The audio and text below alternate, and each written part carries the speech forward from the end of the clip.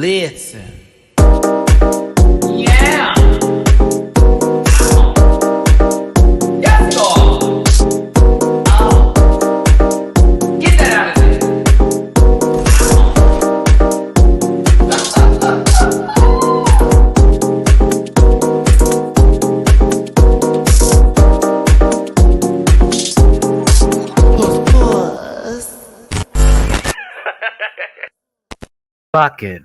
Bucking, bucking like a mechanical bull. Bucking, ha, ho, bucking like a mechanical bull. Can you tell what I was just listening to before we started this live today? Bucket, ow, like a mechanical bull.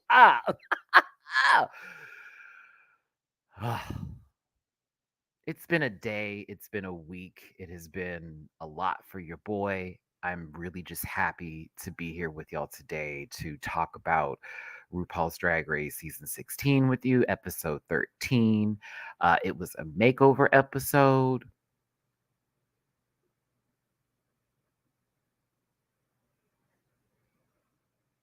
All right. We normally know how these episodes go. Not going to say they aren't interesting, but it's been a little bit on repeat since, forever ago. So sometimes it's not really there. I don't blame the queens for that. I sort of just go into, well, it just depends on how you feel about them, right? They had to take some sexy dancers from RuPaul's Drag Race Live and turn them into family members, a familial resemblance for the judges. And of course, we had a winner. We had an interesting lip sync. I have never heard of that judge before in my life. And then I saw the clip in Untucked and I was like, huh? And then in Untucked, I had a moment. Whoa, was not prepared for how I was going to cry. And this is one of the reasons why I have an affinity for Saphira. And now you probably understand the familial connections, drag family connections that happens with. So if for those of you like, I don't get why Matt, that's a big portion why I'm very much all the way team her, but also because that's almost damn near family for me. So like there you go. Lost it when that had happened here because I kind of needed those words after the last 2 days I had. You know me, normally I don't like to start off the episode this way. We're going to talk about RuPaul's Drag Race first, and then I'll tell you what happened to me these last 2 days. Baby, I almost wasn't going to go live today. I almost wasn't going to be panel was going to be canceled. I was this close to just chopping up everything. I was over it on how my this week went for me, and this is right before my vacation, and I feel like Dooley willed this upon me with his, well, it's Mercury retrograde and Libra's in this. I said, bitch, you literally put on the juju on me. You did. But I would tell you what, Cowboy Carter, thank you once again, B. That was what pulled me back into my atmosphere again. That is honestly the reality of it.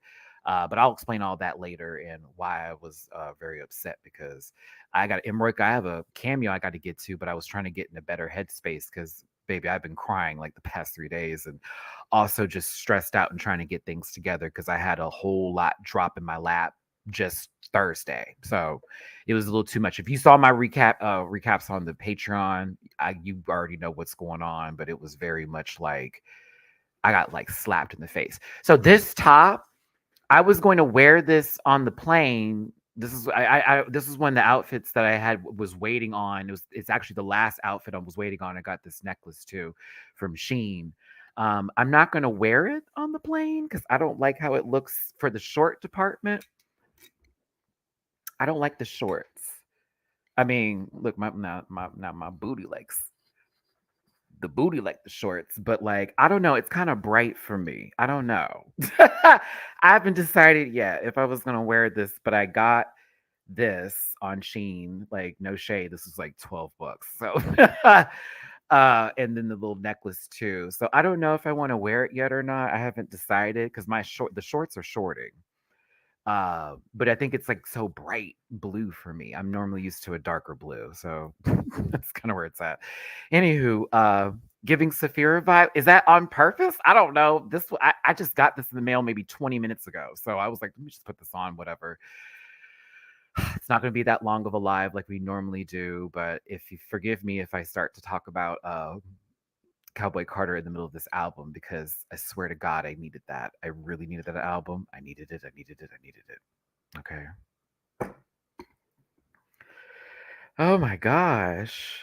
Not Maddie beating out his trainer sticker. What trainer sticker? What are you talking about? Anywho, it's at Matty-Rants everywhere except for X, which is the Matty-Rants. You can find that all in the description of my channel.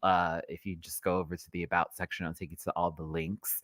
There are links to my Patreon where I do reactions. I did film my reaction to Cowboy Carter. I'm gonna upload it. It's gonna be a tough ride for me to edit because I was crying a lot during the reaction process, like I saw another reactor did for certain songs, and it was because, again, horrible week, and so I needed to hear a few of the songs. They like that album came on time. Y'all don't even know. Like Baby Matt was about to say, "All right, that's it. I give up." And I swear, baby, whoa, sister, you saved me again. You saved me again, B. You saved me again. I was not prepared for everything that I heard, especially with a lot of the lyrics and just beautiful stuff. But we'll get there. But it definitely pulled me back together. I'll get that uploaded probably by tomorrow and get it posted. Also, I do cameo requests. I will get those cameos completed today. And then also, I'm also, like I said, bookable on Cameo. I have merch available at dragqueenmerch.com. As a reminder, because, I hear so many opinions and it's been a lot of negativity thrown at me. Hey, whatever, kids. Disclaimer, this program's for entertainment purposes only, and content's not intended to malign any religion, race, gender, company, individual, or wigs. And all opinions expressed by Matty-Rants and program participants are so their personal views and do not reflect the opinions of every being on the planet. No hate should be sent to any of the shows or individuals mentioned on this program, so please don't be rude and grab your libations and strap in because Maddie is a talker and may be here for a while, but please don't post any spoilers in the chat. If you feel uncomfortable after viewing this program, consume some Mattivia and have yourself a good poot. Till the day I die. I was not prepared. I was not prepared. I was not prepared. I sobbed. I sobbed. Two most wanted. I sobbed. Oh, I ain't never heard that little girl sound so good in my life. I was like, wow. Oh, my goodness gracious. Yeah, we'll do that. I'll probably change the title of this video and even put like the album cover in there, since more than likely after at the end of this review, I'm gonna want to talk about some of the songs and just say first thoughts or something like that. Yeah. Sorry. Oh yeah, I totally just said it. Totally just made a So a lot of y'all, I'm sorry, I don't know why this triggered me. Okay, breathe, Matthew, because this is the reason why I was upset today, because I feel like I have so much on my shoulders and I'm not doing well and I'm disappointing people. I'm getting it out. I had a really tough past couple of days. I filmed that when I was in my lowest point of my entire week.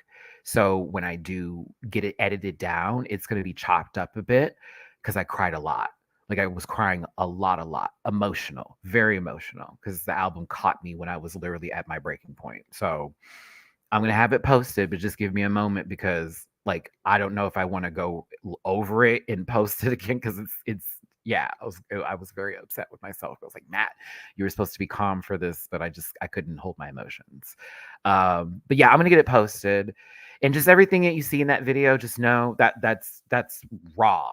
You're gonna catch me raw with that reaction because I was literally like, yeah, I'm in my bonnet. I'm literally dressed for bed, and I was just like, okay, God, I just need to hear something really good right now because I haven't heard anything all day. So yeah. All right. If you want to drop a sippy poo in my jar, it would be more than appreciated, especially after what happened Friday. and Thursday, where I need to, don't even know if I'm going to be able to enjoy this trip, to be honest with you. It's paypal.me/MattyRants, Cash App $MattyRants, and Venmo, Matty-Rants. I'm not going to sit here and bullshit you. It would be beyond appreciated for any and everything that's sent my way, because, yeah, I thank you so much. Let's get to this episode. Let's talk about it. And then we're going to, I'll go over into some other things and discuss other stuff that's happened this week. I don't want to, I'm not shading you, Plain Jane. I'm just going to be real. I'm not going to do it. I don't have the energy with me only at 3% of a battery life for the Drag Race fandom right now. I'm not shading you, girl. I'm not going to shade you today. A lot of folks online were giving you the business, and I saw you on the clapback. Good stuff. And I know you're watching this. Hey, friend. I am going to do this, though. Like, I'm not mad Jane won. I really wasn't. I wasn't mad. Honestly, I thought Jane won the moment she said Lazy Susan. I said, oh, it's hers. Her and swole gothy Ken doll over here about to chew it up. I called it. I said, oh no, she won this. That name was enough. At the end of the day, that was going to be a big focal point of the conversation. And it was funny. I don't know why I also was laughing. Not as hard as Rue, but I was laughing. I did. I mean, shit, Gothie didn't win nothing for UK versus the World Girl, but she got $5,000 from this episode. Come on.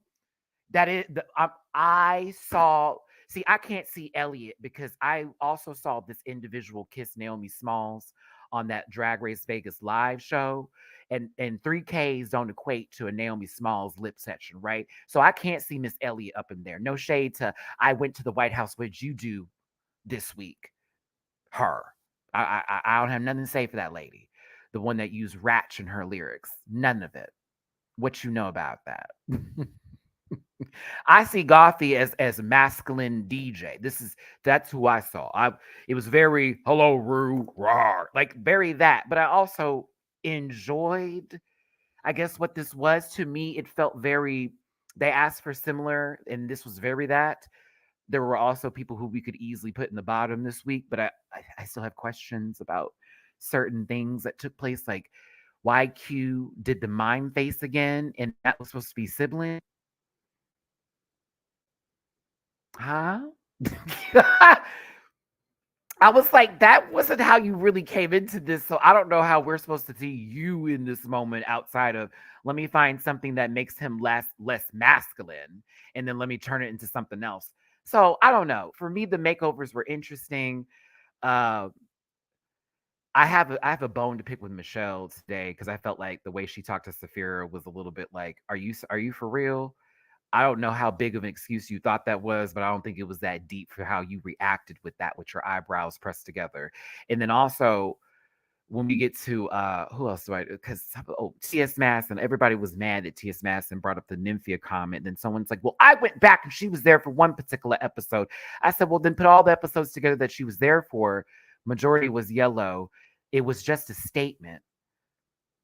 It's not like that prevented her from actually winning the episode. Like, let's be very clear here. You think T.S. Madison's commentary prevented Nymphia from getting another win? I promise you it didn't.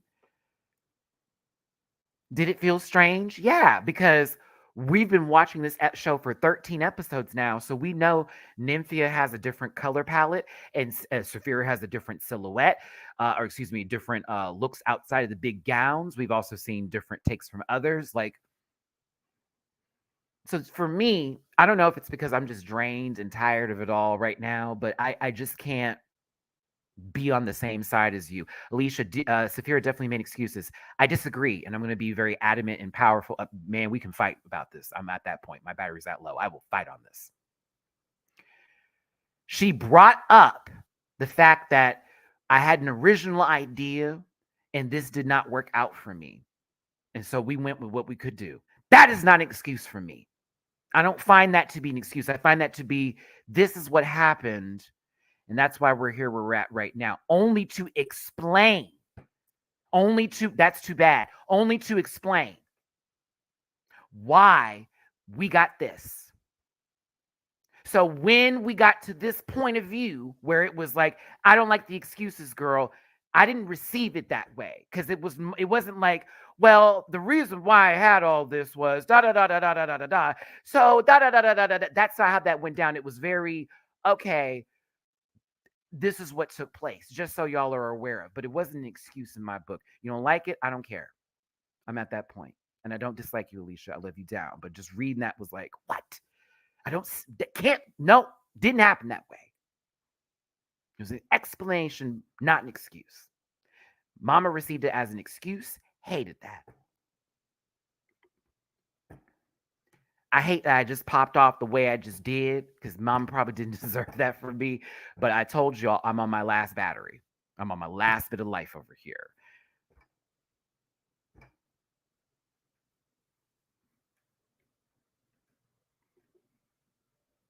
My bad, Alicia.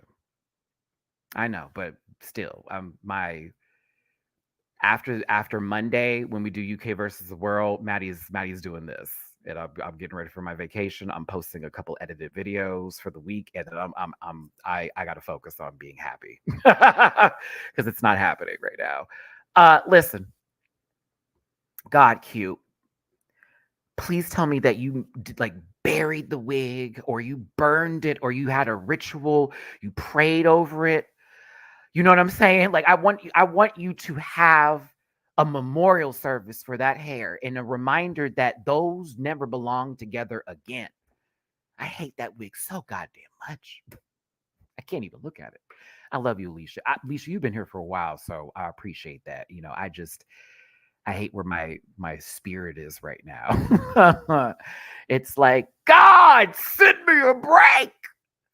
I'm one of your children. I've been loyal. I've been loyal to you. Okay, never ask the devil for anything once. I have to actually laugh about that. I gotta laugh about it. That's funny. I ain't asked that man for nothing. I ain't never go, you know what? I'm gonna turn to him. Oh, I'm weak. I'm sorry, girl. That was funny to me. I'm sorry. I'm weak. Okay, listen. Hey, they want you to buy this Monopoly set. You didn't clock in. They want you to buy this Monopoly set, baby. They really do. They walk in the workroom. Hey, everybody, look at it. It's RuPaul's Drag Race Monopoly. This is fun. Q, say something nice about the box. Actually, can I be real? They introduced this during the last drag con I was at. That was when they like were first selling it, and you could only get it at that drag con before they made it available, right? So my friend Gerald loves Monopoly. And what I was thinking about doing, because he always wants to play it when we do our board game night, which I'm actually very happy that I can drive again. This is another reason why I will have this conversation later, but it has to do with my car. But I can finally not pay $60 just to go see my friends, just to go to opposite side of town. I can just drive my car again. But like, I was thinking of getting it for him for his birthday because, or like I also just buy my friends things when I have the money and I'm like thinking about them. So it's like, oh, well, I'm at the store. This is totally what their gig is. Let me get that for them. I do that all the time when I have coin, or if something's on sale, or if I have a buy two get one free. No shade, friends. This is how I do. If I get that one free, that's your present because I bought those other two for me. So for me, I want to get it for him because if he ever goes Monopoly, I'm gonna go. If we do RuPaul's Drag Race Monopoly, then yes, because I don't want to play the original one. That's boring. I also had to remove the Monopoly Go app. Does anyone play that here? The new Monopoly game that's not really Monopoly, where you have to like go up these levels and tiers and then fill out the map and then keep on going and you knock down your friends' walls and stuff. I had to delete that shit because I made a purchase on it. And that's when I knew the game was bad. I have learned about micro purchasing. I've learned about it. That South Park episode was on the right day at the right time, man. And I was like, I spent $10 on some random phone game. just because my friend kept knocking my stuff down and I was getting pissed. So I was like, oh no, can't play this no more. If you know what episode I'm talking about, I wish I could find the season for you right now, but it's the perfect South Park episode if you ever want to be like, I want to watch something about microtransactions. Watch that episode, please. Canada. Please. Yes, the freemium apps. Yes. I had to delete it. I was like, boy, they got me spending money on this. Boo. I don't like that. Like I'm already in Tekken having a field day because yes, they gave me my old school outfits, but now we're doing transactions again with the store. And that was one of the reasons why I don't like Street Fighter right now or Mortal Kombat. It's like, I know y'all are trying to make your money back on the game, but baby, like $4 for a costume? Y'all are tripping. Mm-mm. Y'all are tripping. Ugh. I don't even want to tell you the most I've ever spent on like microtransactions for a game, and it was Simpsons Tapped Out. And this was when I was much younger. It was definitely over $500 because I wanted everything. And then at the end of the day, I realized I'm just making a map of the Simpsons of Springfield where I just tap on the people and get money to then build new things. And it's still a map. And then the more you build it up, the slower it goes because that's more data on your system. So it's almost like if I spend more money, I'm actually ruining the game. And that's the truth. Do you know what I have on my iPad that costs $15 flat and I'm done with it? Roller Coaster Tycoon Classic. Get you some. $15. I got to play a game that I played a long time ago as a kid. It has every scenario from every expansion pack possible. You can create your own stuff. The game that never stops giving. I've literally had it on my iPad for like 6 years now. Still going on. Still playing it strong. I even go back to old scenarios just to see if I can beat my like park value. That's a game. One price. No more. Okay, let me keep going here. I'm sorry. I just once I saw that Monopoly, I thought of Monopoly Go and how this guy I was talking to got me into it, and it was one of our things, and now we're not talking anymore. And I'm like, why am I playing this game? AC, thank you for the tippy poo on Cash App. I appreciate it, baby. This goes a long way. I love you and I want you to be okay. Thank you. I don't know. My world crumbled this week, and I was just like, everything I had planned went. Phew, and I was like, okay, so we're just gonna have to start making things up as we go. RuPaul, this is a very lovely suit, and you introduced a maxi challenge with no mini challenge in place. Now, I have been to Drag Race live, the Vegas show. I've been to the show. Had a wonderful time with my good friend Aaron. Shout out to him in Vegas. I have seen some of these men's on stage, okay? So, it was nice to see them again here.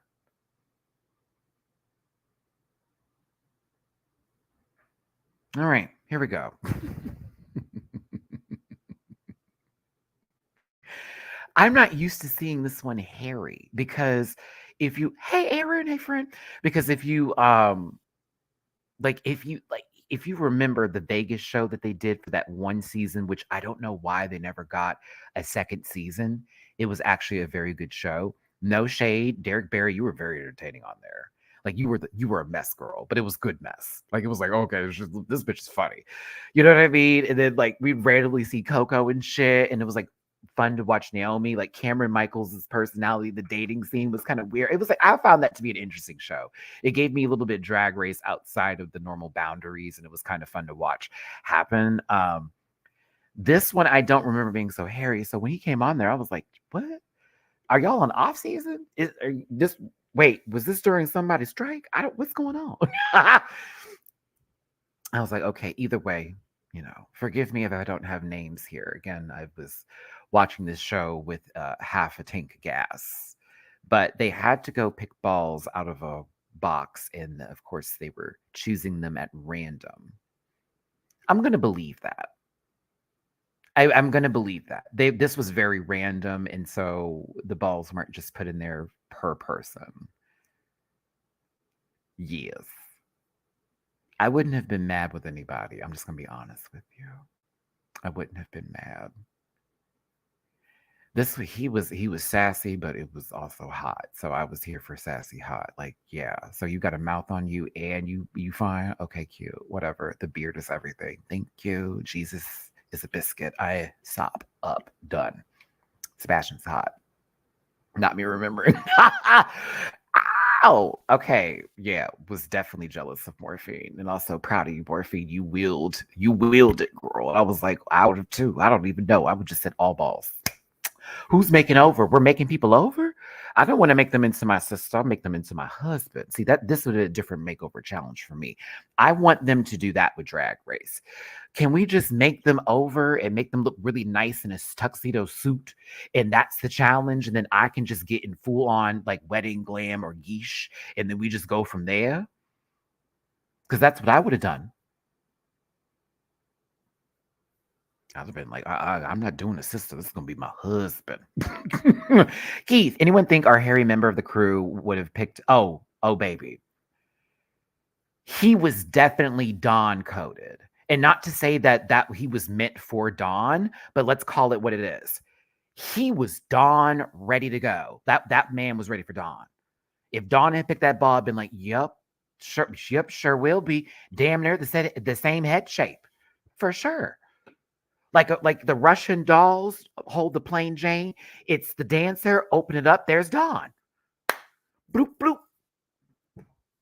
Oh, absolutely, Keith. I 100% agree with that statement. Like for sure. You ain't lied there, friend. Hey, Shauna, thank you for the tippy poo on Cash App. Love you, Maddie. Hope things get better. Thank you, Shauna. Appreciate it. I'll talk about it after the show. That man handed me that, and I was just like, if you only knew how I had planned all of this months in advance, and in 2 days, collapse. Heidi. Hey, Heidi in closet movie star. Movie star one more time. Movie star. Commercial at the Super Bowl. Oh, yes, baby. We remember Elf Cosmet. Huh? Hey, Heidi. Hope you're doing good in your closet, girl. Come on out and say hi sometime. Sister, you know I love you. I'll see you in July again. You better be there. And let me know if you want to hang out after Heidi, because I'm going to stay an extra day this time. I'm not going to do just the 2 days I did last time and then I bounced. I'm staying an extra day because I was like, if I need to hang out with folks outside of all this shit, we got to do all of that. Girl, call resume, sister. Resume. You got me going to Tubi. You and Carmel. Just you two. Don't tell your other sisters that. Just you two. Just you two. I'm going to have to say it again one more time. Just you two. Love those other two, but just you two. Said, okay, I'll pull up that tubums. I'll put the tubing in the tab. I will. I will. Go ahead, Hidums. But back to this. Let me get take my mouth off of it. Excuse me.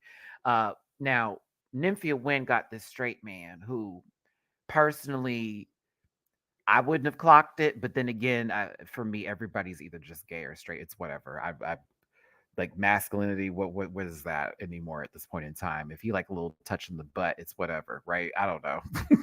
But Nymphia was so like, oh my gosh, for this episode, and it was funny for me. But at the same time, I saw her get to open up, and I was shocked that she did that with her partner.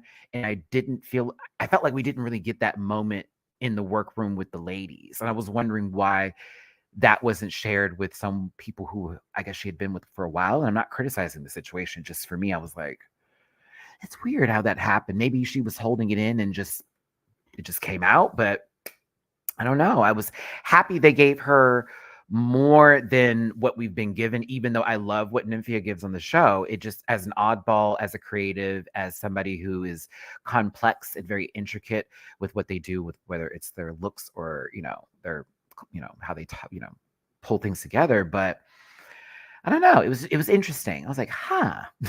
Like, I wish the sisters were there for that, but I'm cool with it. I just thought it was interesting. Matt, try not to say interesting. The last two to go were Saphira and Plain Jane. And Saphira got swole Chucky Finster, and Saphira got somebody who would low key give stunt double for Jussie Smollett. I'm lying because I don't. Oh.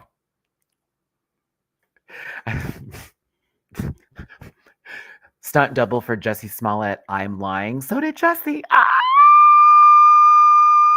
I'm kidding. I don't know what happened. We don't know the whole story. 2 a.m. in a subway, negative 12 degrees. We're not doing that today. We're not. That's not right. Who said that?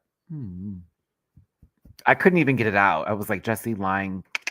Just kick. Oh, every breath you take. Too soon. Too soon. Too soon. Too soon. Too soon. We'll be missing you. No, we won't, Diddy. That man was trying to go on the love tour, y'all. I just need that to be very, please clock into how crazy how everything has happened. That man was going on it's all about love. I'm bringing back people I yelled at and was nasty to. And all of a sudden, anywho, closing book. I just find a lot of stuff to be funny. I found it to be quite hilarious. Okay? Quite hilarious. Call me Brother Love. I'm calling you locked up that won't let him out. Got your sons in chains. Oh, real fucked up. House in your daughter's name. Oh, can't get sued for that. Oh, now all these people coming forward talking about bum play. What's that? Oh, terrible. Where are we at with the poll? Let's see here. Right now, questions and concerns. 30% of you said excellent episode. 38% of you said I don't know how to feel. 20% of you said, girl, what was that? And 12% of you said, I am the lizard queen. And if you said that, I love you. Appreciate that. Okay.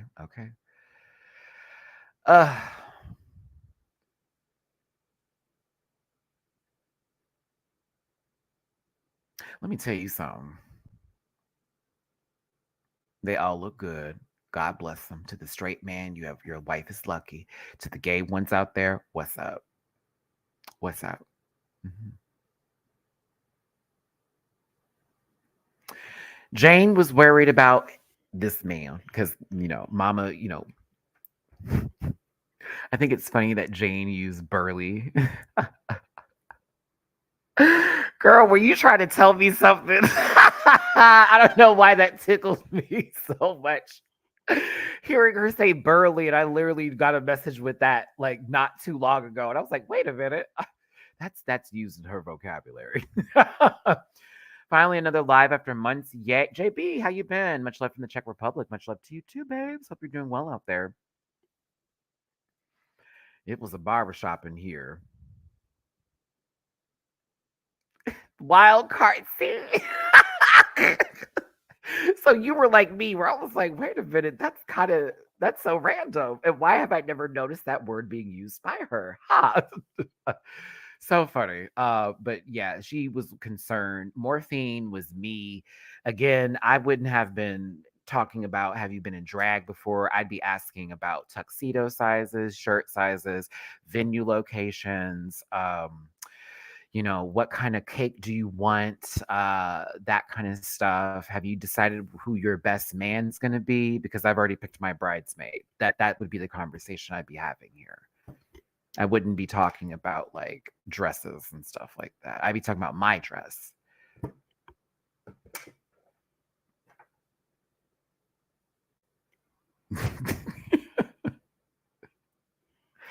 My dress.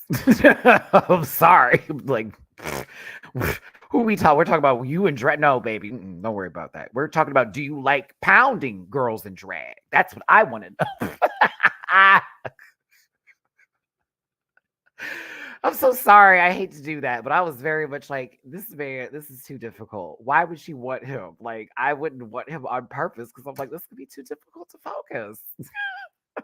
He seems like a cool dude. He was definitely very entertaining. You could tell when he hit that camera, I said, girl, if you had only been here for the first couple episodes, where everybody was basically doing the Jim Halpert here. All right.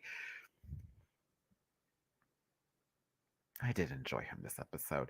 Poor Nymphia. She's already feeling a little like, okay, so we're gonna do this and get that together. This man said, well, baby, I'm straight and I'm married, threw Nymphia into her wiggle fits, which I thought was so funny. Nymphia reminds me of a friend of mine who, when awkward stuff like that happens, they just start to shake and go, ah, like, what's going on?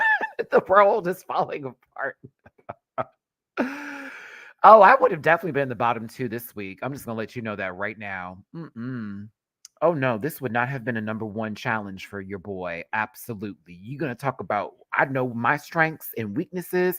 Making people over ain't that. I'm focused on me. Selfish girl. And again, I'd be like, where the tuxedos at? Where they at? What's up? He has a beautiful the face card don't decline for this young man. He seemed very nice and sweet, and Saphira was happy to have them. And we find out that they're roommates with Q's partner, which I thought was funny. So now there's a competition going on here. I said, oh, okay, so y'all stay together in those apartments that they are providing or have the discount at for the flamenco, huh? Is that what that is? And y'all roommates and it's easier? Or did you find something that was better suited for y'all? Because we remember that furniture that was already, them furnished apartments with that, it looked a little stiff. Yeah, we remember.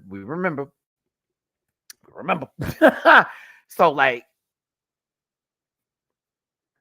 I said, oh, okay, roommates work. Vegas. Bitch, I miss Vegas just a little bit. I do miss it a little bit. I didn't like not having a car out there, but I do miss it a little bit. I actually like the dry heat. I kind of wish that she kept the Geo dress for a moment, even though it didn't look like it was going to give what needed to be given. I kind of wish Saphira had stayed on the course as a Libra. And yes, I'm pulling the zodiac sign into this equation. Remember how I talked about the indecisiveness?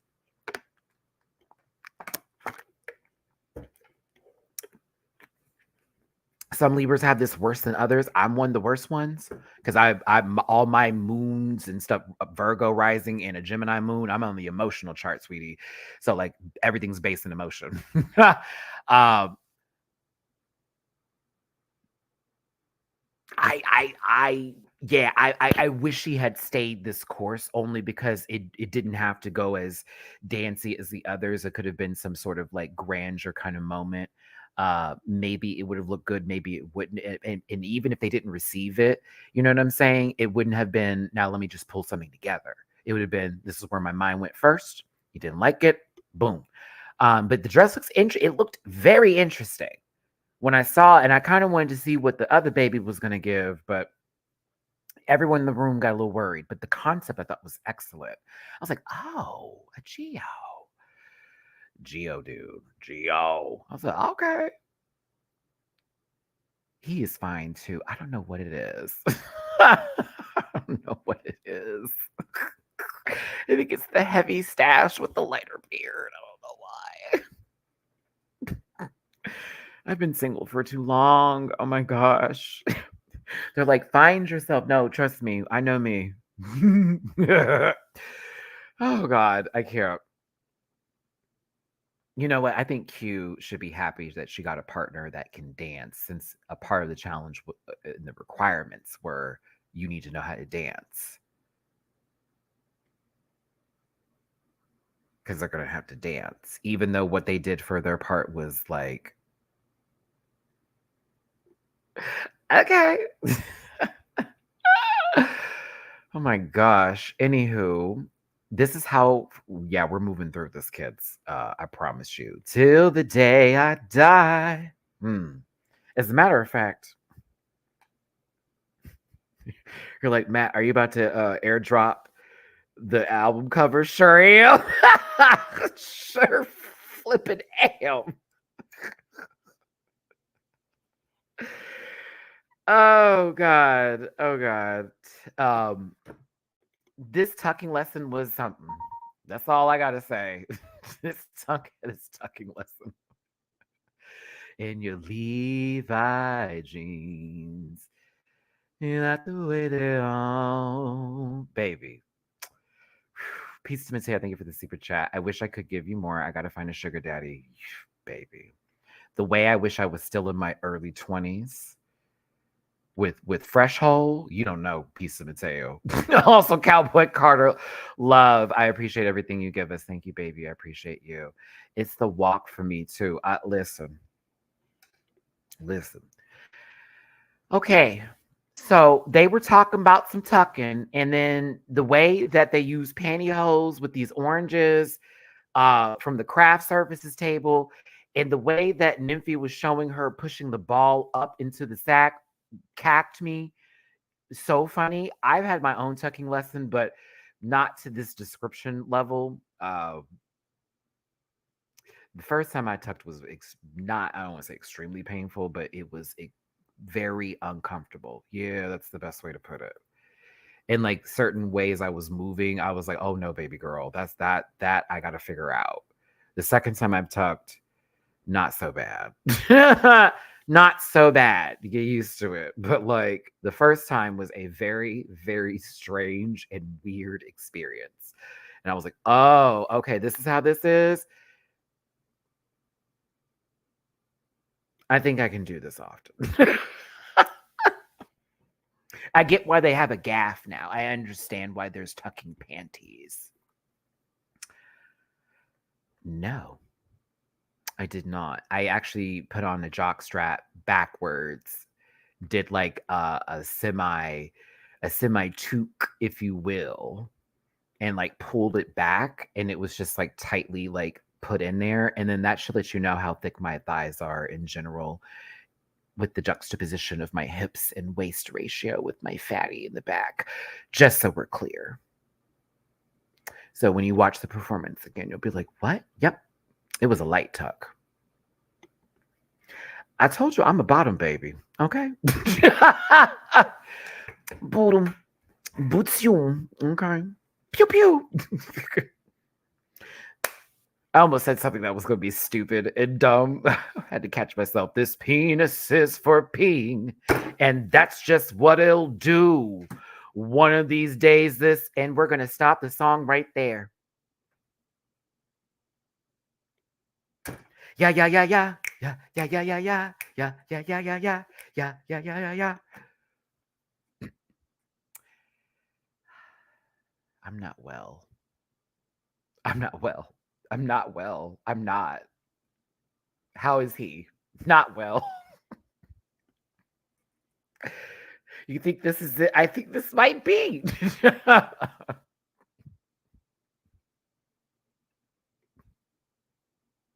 You'd have to say M. Kelly Japan to make that work. You have to say M.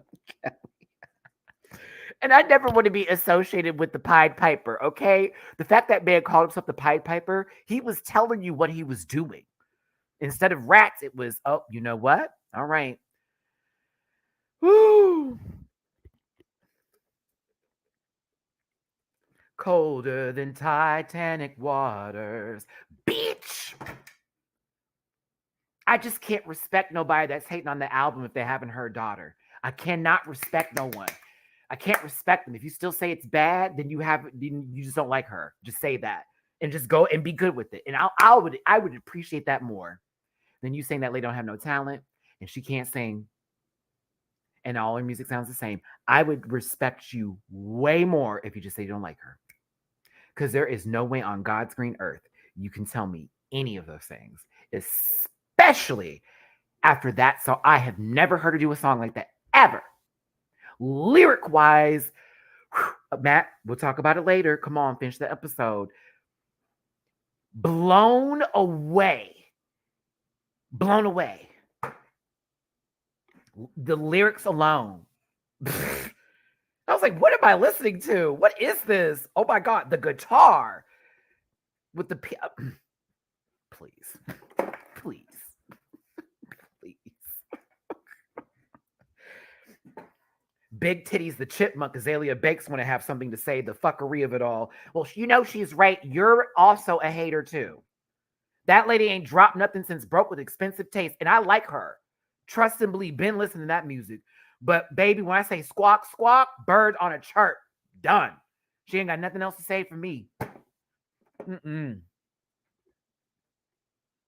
And what has she done for the black Matthew? Talking about what is Beyonce, girl? What have you done when you were over there talking about you only gonna be fucking Peter from now on? If you remember that video, oh yes. Anywho, moving forward here.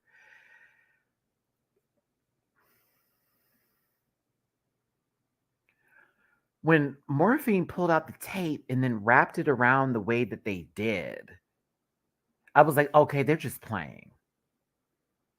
Oh no, we're gonna do, Nick, at the end of this, I'm gonna talk about the album and I'm gonna change the thumbnail actually and change the title and all that when I'm done, because I do need to get off my chest. I'll also explain everything that happened to me, and then we can get to that after this review. This will be a double review. I said I was gonna go live for a long time today. I'm a Libra. All right, moving forward. Thank you, Drewski. I appreciate the super chat. I sang Caro Mio Ben for a high school recital. It was a trip to hear it and recognize it. It's a trip to hear that integrated into that song. Like how that actually worked very well into this. It was kind of creepy. Like her ear is quite nasty. You know what I mean? Like, oh, you actually are that girl. Like, okay, you I'm never gonna question you again. He's fine.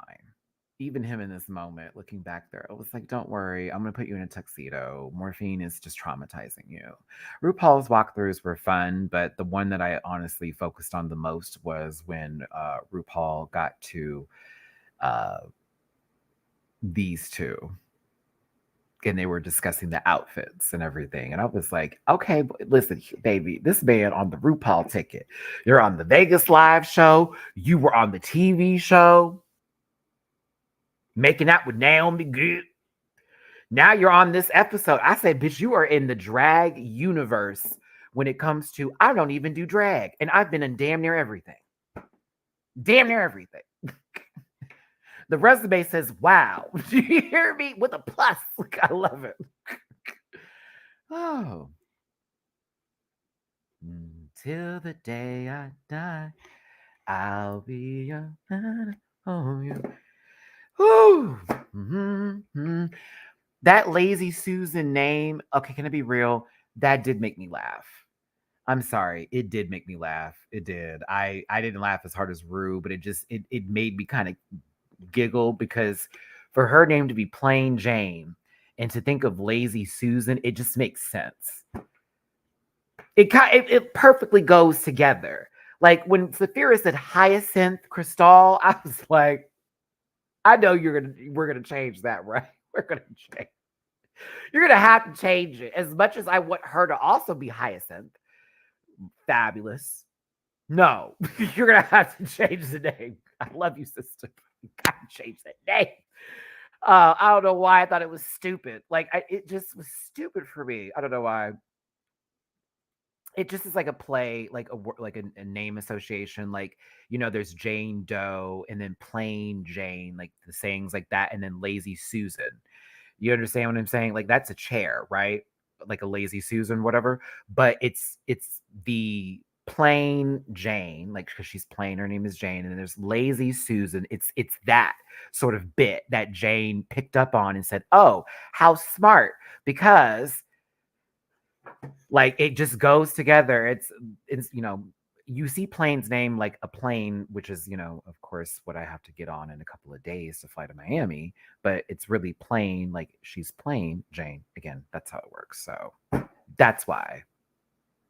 Oh, excuse me, spinning table. Oh my God, no. Laugh. I'm thinking of Lazy Boy.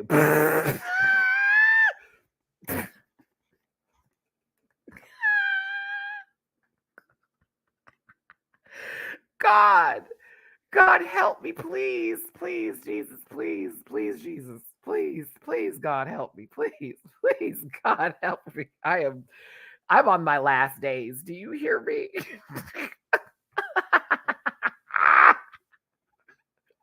The past 2 days, I'm like, Jane called this guy a couch.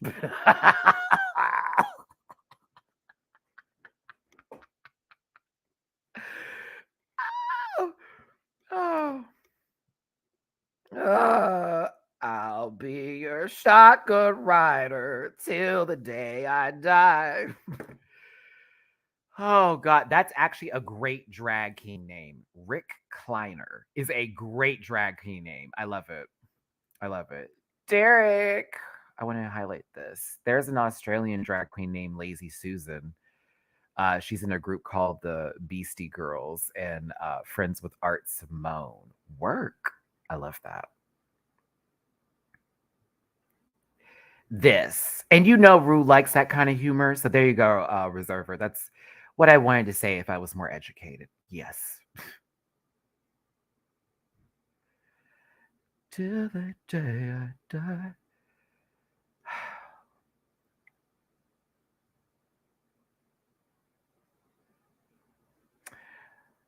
I just need to take a moment to absorb the laughter and really appreciate it right now. That was good. Thanks for tuning in. Hit that like button if you will. I am literally days away from my trip. Less than I don't even know what I'm at. 4 days away? Five days? Like 5 days away from my trip. Please, please, please, please, if you can, drop a tippy poo in my jar. It's really going to be necessary, especially after this last couple of days. PayPal.me/MattyRants, Cash App $MattyRants, and Venmo MattyRants. Help me have a good vacation. I appreciate y'all for tuning in today, and hit the like button, comment, and share and subscribe. If you can't drop a tip, hit the thumbs up, please, and get in the comment section. RuPaul did laugh very hard at this. I was concerned for her oxygen intake. I was more concerned for what was happening here. I said, I know Sebastian had to take off those shoes, baby. I gotta teach you how to dance real quick. Yeah, girl, because it's cute. What do you want to do? I was thinking of doing like this, like the Thriller, and I said, oh, okay. So, right, right, right.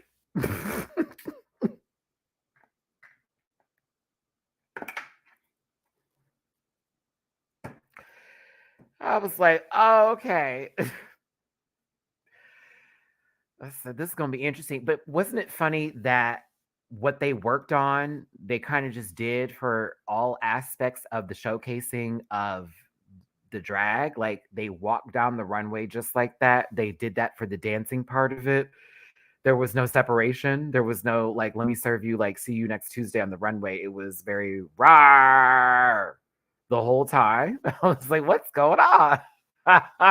I'm like, did y'all miss the brief? Maybe you thought that was the dancing and it was supposed to be the runway. I don't know if you just wanted to carry the theme because you thought, yeah, yeah. I don't know. This is when the Libra spirit kicked in on Saphira. Yeah, because Saphira was just like, nah, baby, this ain't gonna work. Mama was already. Saphira, let me ask this. You started to sweat kind of hard, girl, and it was wearing you out, right? Like y'all are going over steps. You was getting a little hot with that big ass dress on and shit, and then you realized, damn, I'm gonna have to be up here in this big ass outfit, probably a full insulation. In the coldest of winters, I can jump inside this and survive.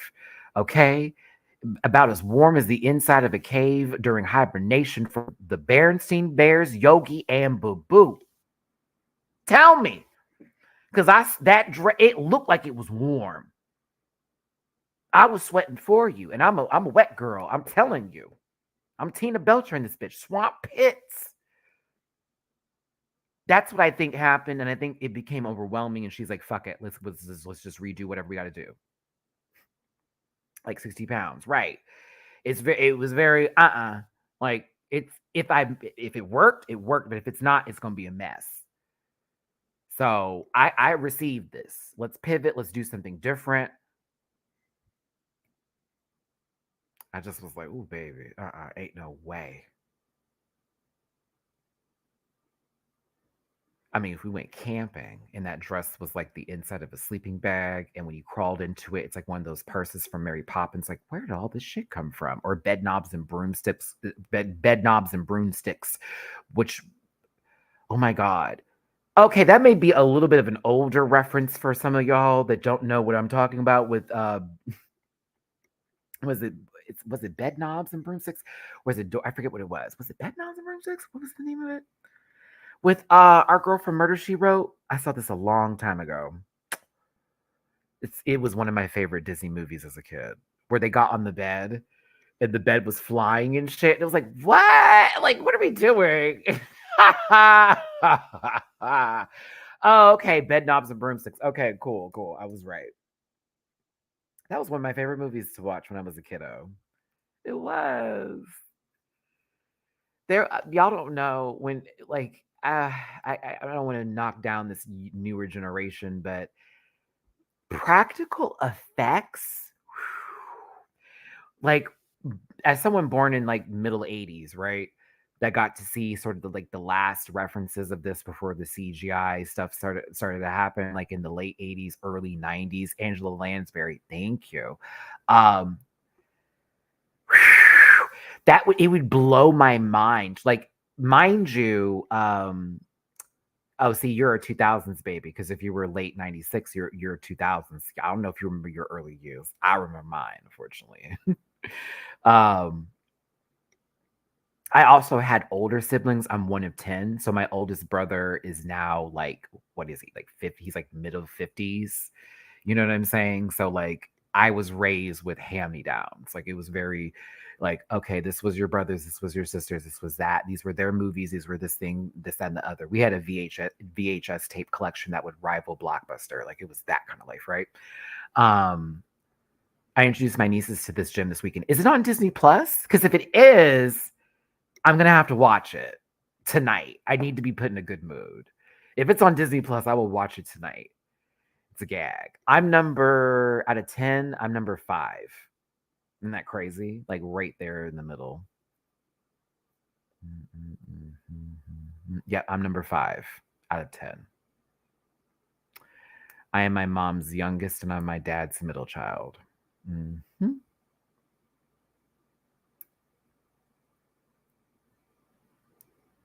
Yeah, I don't know what the oldest feels like. Middle and last. That's why I'm so fucked up. But homogenic, that's what my mom would refer to me as, the special one, probably because I was like bent wristed and all that, but more so because I was the last for her, but I was in the middle of them all. Like I was still the middle, but I was her baby, so people couldn't grasp why my mom was very like protective and affectionate over me and stuff. It's yeah, good stuff there. But yeah, number 5 out of 10. And then between my mom and my dad, my brother is the oldest and I'm the youngest. So I don't know oldest anything. I don't have it. I don't have it.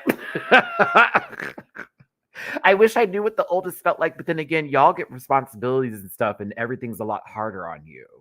Truthfully, from what my older siblings would tell me, it's like y'all had the worst of it. You had to go through the worst of it so your younger siblings could have a better life.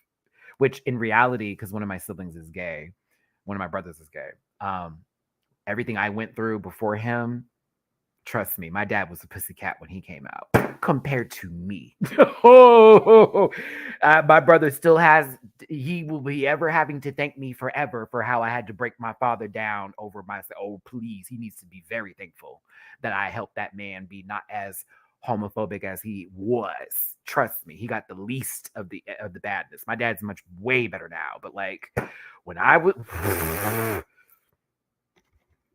you're welcome. That goes for the grandbabies that come for it and everybody else. Y'all are welcome. I did that. I'm the one that had to break that cycle. We're close, but there's also I can't speak for my brother. I know he watches this sometimes. Right now he's on a different part of his journey that I was on when I was in my early 20s, where it's this self-discovering of one's, of not just who you are, but where your limits are at. And right now, I'm supporting him on that journey. And when we do talk, it's conversations. We have sometimes long conversations, sometimes short. And I love him to death. He should know this, but he's had a really tough time recently. So like for me, I'm just supporting him and what he's going through, and I wish him the best. But he's having a little bit of a tough time right now because, everybody's life is a lot different, and people handle things a lot differently. That's the best way I can put that. Because I have other brothers too. We're all going through something right now. If that makes any sense, every single one of us, whether you find it to be the biggest thing or the lowest thing. And I think that's why I respect my family dynamics more now. And I've gotten older and I've become like less bitter about things that took place, is that you can only do so much within the wheelhouse of what you have emotionally and what you can take and receive and still move about your day. You know what I mean? And not all of us can handle all the stuff that gets thrown on us the best and then be able to walk away from situations. Some of us, it takes longer to get over. It takes longer to remove ourselves from trauma. So that's why I have that respect for my family members and why I'm choosing not to speak to some and why I'm choosing to open the door for others. Because I know my boundaries and I'm respecting my wish to be happy. And so if you don't make me happy, I don't want you in my world. I can send you the best. I can love you down from afar. But if what you believe in is going to hurt me, I can't have you near me. That's politically. That's on, well, I don't accept all, that's fine. But if you vote for things that would put me in harm's way, if you put yourself in situations where you agree with people who would like to take away things that I need, oh no, I can't have you near me. And when you ask why, you should always know the answer. You made that decision. Just like you say, what I do is a choice, so is this. We all have choices, right? I'm telling you. All right, we got some super chats here. Drewski, thank you. My mom's oldest, my father's youngest. I was 29. Well, my dad is one of 13, and my mom is, I think, 13. One of 13 or 14. It's 13 or 14. One of 13. He's not the oldest, but he's one out of 13. And my mom was one out of 11. So I am raised from parents who had big families. And of course, that was what it says in the Bible, as my father says. So plant your seed and be plentiful, sow your, the whole saying, whatever. So that's how they operate, where it's like, we keep this bloodline, we keep it going, all that kind of stuff. So that's why I'm like, don't be mad that I'm gay, because you have all these other boys who are going to give you grandchildren. And if I want to give you grandchildren, they still your grandkids. Anywho. But my dad calls Mamu his grand fur baby. So I love it so much. When I was on the phone with my dad this week, how's my grand fur baby doing? How's my Mamu? He don't know. That made me so happy because my dad used to hate cats. But he loves Mamu. He hasn't met Mina yet. So he's like, oh, I forgot I have another one. I'm like, yeah. I don't know. That made me smile, Pop. Thanks for that. I appreciate it. He loves my cat. I mean, Mamu loves him, though. Nine Tail, thank you for the super chat. I'm coming out as non-binary to my family tomorrow because I'm tired of the transphobia. So hopefully I can get everyone together for any future LBGT youth in the family. Coming from a Black household and me knowing you personally, I'm not going to say your government name. I've done it on here before, Nine Tail. But go in with grace. Don't have the shield up too hard, but make sure it's on the ready. If it's not received the way you want it to be received, you are still perfectly fine the way you are. And I love you. Okay. I don't know if that's going to be helpful, but if it goes great, even better. But if it doesn't, you have a community here. You have a community outside of just even the rant pack. And you're not wrong for getting that off of your chest, but not only setting boundaries with your family. So it may force them to educate themselves. I wish you nothing but the best on that one. I do. I promise you. I love you. I love you, sweetie. Like, seriously, you got this. I got some tippy poos I want to give a highlights to. Thank you so very much, Scott. I appreciate the sippy poo on Venmo. Appreciate you, baby. From one Libra to another, F the bad days we will always preserve. If I didn't have prayer, if I didn't have God and Beyonce, and I separate the two, I'm telling you, and y'all, to be honest with you, because as much as I need this vacation, I'm gonna miss you when I go on my trip. um, Lisa, thank you for the people on PayPal. Have a great trip. Thank you, Lovey. That's gonna go towards my luggage. That's literally the amount for the luggage. That's literally my luggage amount. Appreciate you, love. Thank you so very much. Um, let's see here. I haven't even eaten today. I have really got to get my shit together. I haven't even eaten today. That's a sham. That's a shame. It's a sham and a shame. I get way too in my head. I swear to God. Okay.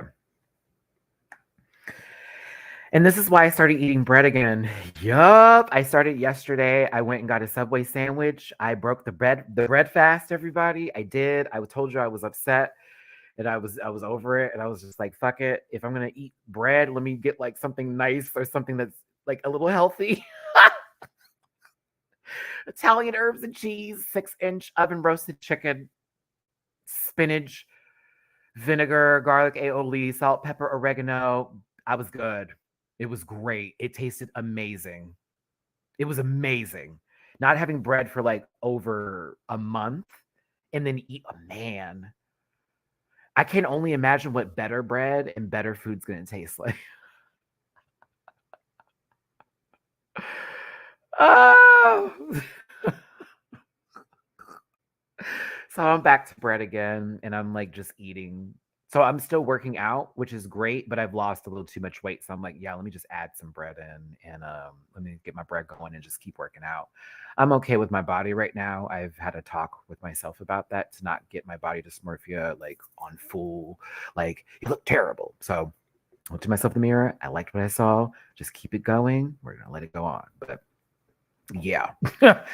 I'm back to bread. Everyone say shave. It was like a barbershop, but less toxic. If you... No, it wasn't. No, it wasn't. Oh, man, I wish there. No, I don't. No, I don't, because everybody's barbershops are messy in general. Like I was about to say gay barbershop. I'm like, that's even worse. That gets to go to the club. They can keep that stuff at Carrington, honey. Talk about them gays that get up in there. Can't do it. Mm-mm. I just have to be. I have, but here's the thing with the bread. Not all day bread eater. You know what I mean? Like once in the day. Like if I have a burger in the afternoon, that means dinner. I can't have that. That's going to be the new thing now for me is watch your starches, watch all those hidden sugars. That's going to be the thing. Because when I had the sub, I didn't have any more bread for the rest of the day or anything that was starchy. So I felt like, okay. No, it's not, Sasha. Shut up. That is my favorite sub. I make sure it's Italian tasting. It's the only way to do it. That garlic aioli, best thing ever. Lucretia, hey boo. Sending you hugs back to you, baby. On your way to work. Have a good day at work. I hope work treats you well and they pay you lots of money. Oh, speaking of which, I will be starting a part-time job in 2 months. Get a job. I did. Will I still be doing YouTube? Yeah, but I got an offer in on this job. I will not be able to talk about it all until everything is signed on the dotted line. And yeah. Emrika, again, a lot new things. It's been a lot this week. Yeah, it's been a lot this week. But I'm really praying that everything goes through the way I want it to. If it does, I get to sign a little contract and I can buy a new car, which would be amazing. So yeah, it's definitely going to be doable to do both. So I'm very happy for that, and I get to be at home and work still. So, and it's basically my own schedule, unless I need to be called in to do something. But it will, yeah. We there. So 2 months from now. So I got to get through these 2 months. I gotta get through these 2 months first. But yeah, I got a little part-timey situation. Hopefully I do well with it, and I'll explain more about it whenever I get the full details. But it has to do with social media marketing when it comes to a particular business. So yeah. And it was offered because somebody wanted me to, they fan of the show, this, that, and the other. Don't like how people are talking to me. They also know I did want to find something I could work on. I need to be at home. I got these kids, all that kind of stuff. I'm a little bit outside of the bounds of doing what I used to do. And what it is something that actually is very doable. I'm like, oh, this is literally my alley. And I really need the extra income. So there you go. So hopefully it all works together. Still crossing my fingers on it, but I did get the offer and I did accept it. So I'm just waiting for the next step in that process. And once I sign the paperwork, it'll be all good to go. So yeah, I'm nervous about everything, but yeah. And that won't start till what is this? This is March, April, May. So I won't know until like May or June. End of May, beginning of June. Yes, because it's a brand new company. So I'm excited. Okay, moving forward. A startup company. What? Beep, I'm taking it. Shit. Okay. Let's talk about Nymphia here because I talked about this earlier with the vulnerability, and I thought it was like, wow, she did this with her partner versus it being with her, fellow sisters. And I feel like maybe they did have this conversation. We just didn't see it with the other girls in the competition. But for me, it was like watching Nymphia let go because she's been, I'm going to give you a little bit silly. If I have any emotions, I'm not going to let it be fully out there. I do understand that sometimes in certain communities, based off of ethnicity or, regions and where you come from, that showing of emotions like that can sometimes be difficult because it's a sign of weakness. I know that personally because whenever I get emotional or I'm very vulnerable with y'all, a lot of you can appreciate it, but it's also used and weaponized against me often. And it makes me feel like my feelings are invalid and that I should just hold things in, not be myself. But I have to like remind myself, no, Matt, that's just someone placing that onto you because they can't relate. They don't understand how this feels because, my brother's that way. One of my brothers, he is not emotional. You will never see him cry. If he does, it's going to have to be the worst of the worst of the last of the worst things. And God forbid when we see it happens. I'll be very real. I don't want to ever see him cry because if it does, then I know something is truly bad. And I don't know if he's ever going to come out of it because he's the one that has to be stoic. I'm the emotional one. He's not. Okay. When I'm sad, he has to be the one to pull me in. And sometimes that works in dynamics here. But this hug. I know he got his eyebrows. He was getting the eyebrows done. I was like, okay, well, this feels like such a straight hug. I'm sorry. I know they were doing the paint, but I'm like, there is no base on him. So like he could have he was like chin to hand.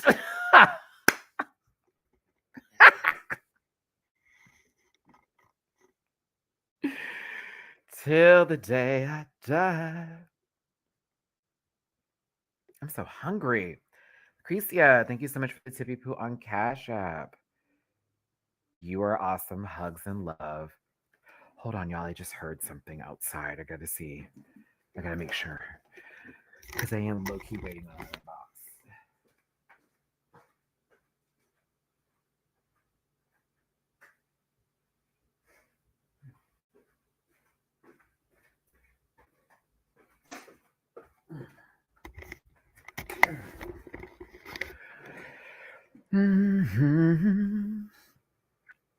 I felt bad for Nymphia, but I also was glad she got it out.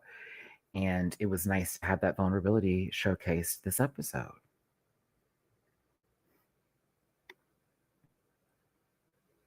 Plain Jane and her partner having a discussion about,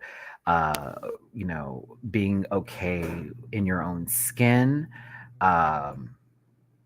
yeah, being okay in your own skin, when it comes to coming out and sort of, the way people are going to receive you. And, baby was lucky. Listen, I told my parents, they were okay with it. That is not everyone's story. It is lovely to hear this stuff. I'm hyped. I'm hyped. I'm hyped. I am. I'm hyped when I hear these stories of, oh, it's good. It's pot. Like there was no issue. Da da da da da. There's hope for people that they can have that same experience too. I didn't have that. Do not know what that feels like. The way a wave of, are you sure? I'm disappointed. That means you're going to hell. I literally had a whole prayer circle over me when I was convinced to go to a church by one of my siblings where they lied and said this was just what they normally do. But then at the end of church, all of a sudden, all these bishops and men of the church are surrounding me and they're starting to pray. One person is doing it in silence, in tongues. I can't, still trauma. I still have trauma from that. Like, still trauma of me literally walking out the room and hyperventilating because I was like, wow. And then me having to explain later how that was so not okay. And me and my sibling have made up. We're past that now. We are so past it. We are so past it. Okay. That was what they thought was the best thing to do. And they learned, no, that was not at all at any point in time close to around the corner to being the best thing you could do. Like that would have been the worst situation for me. I'm the same kid that got literally taken to a psychiatrist because I was too feminine. I was also thrown into Marine Military Academy boot camp during the summer because it was going to butch me up so serious. I was taken out of gymnastics and thrown into football. So I completely understand a lot of queer individuals who had those stories of this could have been it, but that's not what they made me do. I wanted to do these things, but they felt they knew what was best. And so you kind of just have to like go through it. You have to, because when you're young, you speak up. It can actually lead to situations where your voice is taken from you. And I was threatened with that often. And so, not to knock my entire family down, because we're all past those moments in my life. And for those of you who like, you had such a close relationship to your mom, why wouldn't she step in? Because my mom also was having to play a game of, I need my kids to get to college and I need them to be fine. And if I start to step in and get a little bit more vocal, it could end up going the worst kind of way. Like everybody was almost afraid of each other, including my pop and my mom and brothers and sisters. Like no one knew how to communicate. Now that we're all a lot older, well, it's different. Everybody can speak. And a lot of us have gotten our traumas out. We've talked about, we wish this could have happened. We wish that could have happened. And for anybody that may be hoping for that experience, it can be possible. Not everybody is going to want to hear how horrible they were to one person in the past. Just being real, not everyone want to hear that. But like, it's important to get that off your chest. This is why I'm so gung-ho with Nine Tail right now. You want to talk about it? Talk about it. Do that.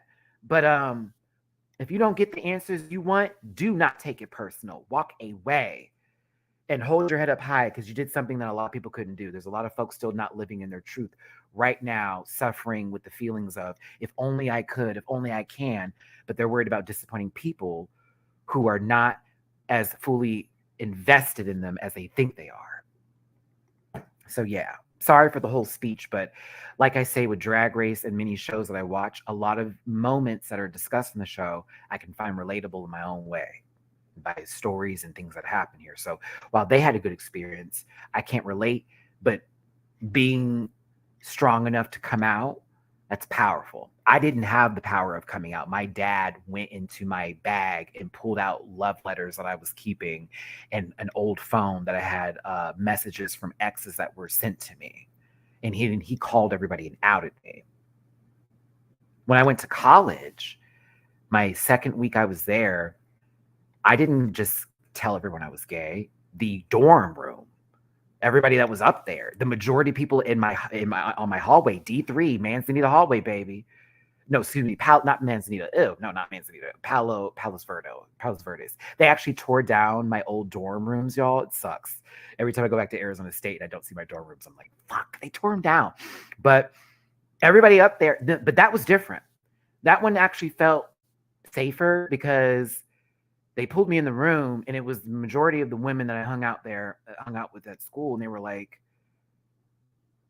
you're not happy and you keep pretending to be something that you're not, and you're not happy. As a matter of fact, one of the women who helped me be okay with coming out and saying what I was, she is now about to have her second child. That is one of my best friends for life. Hey, Nay, I love you, sister. And her birthday was just like 2 days ago. I was like, I know you're enjoying and that's my Beyonce friend too. You know what I'm saying? So they all were like, just say it. Just be okay with it. No one is going to judge you. And I said it, and no one was like, boo. Everyone was like, yay. They applauded me. I got hugs. I cried like a little baby. And it led to different conversations through college. And that's, I think, one of the best things I took out of college was I was able to finally say who I was, not be upset. And I had people who were around me that were completely different, that kind of made, like, they asked me questions and they also were inquiring, but it didn't feel weird. I don't know. Just that was, a moment. So yeah, like, I don't know. Life is weird for everybody. I don't know what happened with you and your stories of you coming out. I hope it was better than mine. But shout out to all my babies out there. I get the feeling, and I get those journeys, and you're just trying to find yourself sometimes. And it can take a long time. Don't think that you should know everything by your early 20s or even your 30s. Like, you're going to always be learning. That's life. If you already know everything, why are you here?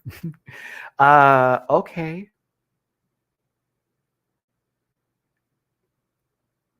To the makeovers. Okay, it's not like the face was bad. Like, that'd be bullshit. I'm not going to be over here like, she made him ugly. That's a lie. But I didn't take her as clown or mind tease for the entire season. And when they do family resemblance, I'm like, well, this just makes it easier because you don't know how to paint that masculine ass face to look more feminine, in my opinion.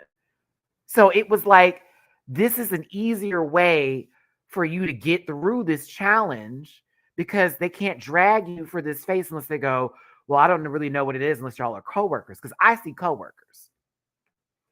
Okay.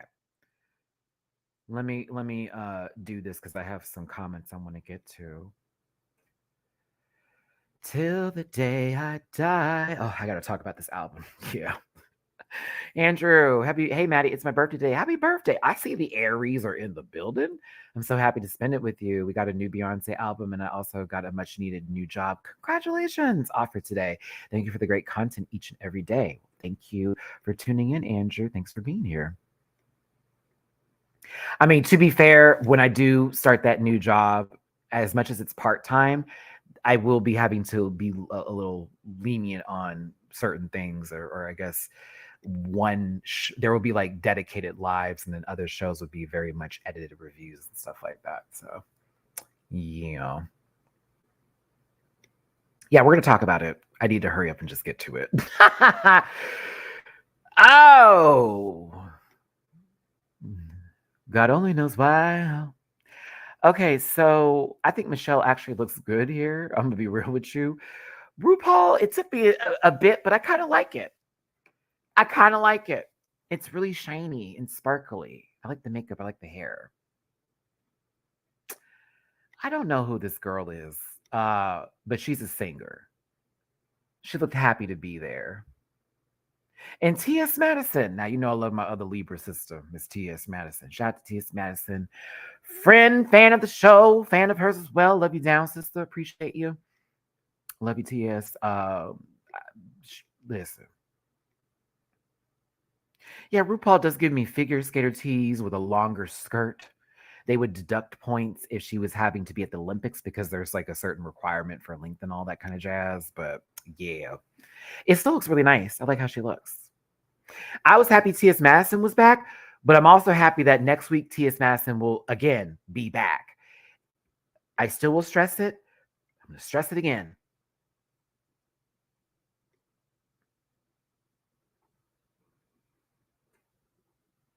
She needs to be a main judge. Like, I don't know what Madison's schedule is. I needed to be freed up. If y'all got to pay her an extra $10K or however much money, I don't know. Pay her. Good TV, whether I agree with her or not. And normally I agree with her. I didn't agree today, but like, I still respect my sister. I just want her to be on there often because, like, there's just a different energy at the table for me. And I want that energy all the time. I don't want it there like, oh, she's here this week. We can finally sit up. Like, no, like, I need it all the time. Anywho, RuPaul did look really good. I actually enjoyed this look. Michelle, I like this, especially because it doesn't look like you're blending in with the backdrop like you've been before. The gold looks really good on you here, and the tan is right. I was like, okay, Michelle, you do look good today. I love T.S. Madison with this hair. I said, Miss Mama, am I getting a little lemonade hair? I said, nah, we're getting girl group tees with the front braids in the front with the hair down the back. I thought this was cute. No, it needs to move out the way so Tauruses can come through. I need you to find a new reference since we got Cowboy Carter darn Shalot one. Bucking it, bucking it, bucking it like a mechanical bull. I'm so happy this album came out right before my trip too. If I'm in the club and I hear River Dance, move out of my way. I'm about to twirl. Move out of my way. Move out the way. Move. And like a mechanical bull. I cannot wait to hear that in the club. Kelsey Ballerini. I thought that this was that one lady from Big Bang Theory for just a second. But then I heard her voice. I was like, nah, I can't be her. It's a little distinct. No, she's nice. She's a nice lady. Go ahead, Kelsey. I'm glad you got the call. Good for you. Listen, pick the right week to be a country singer on Drag Race. It'd been even better if Tanner Adele was there, Gabrielle. Now, that would have really let you know that the Illuminati was real.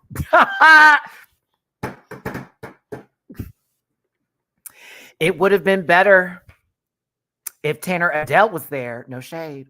But Kelsey was nice. Shout out to Tanner Adele. I just got into her music thanks to Beyonce. And yeah, I can actually say now that I've heard Cowboy Carter and I listened to a couple of other country songs, particularly either older stuff or the newer current things like what Shabuzi does, Tanner does. There's this other girl I listened to. I was like, yes, but I'm here for the Buckle Bunny. I was like, oh, okay.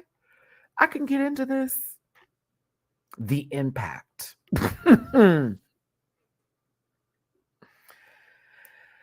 Oh. Corbin, and you want to know how I learned that? I learned that through Untucked.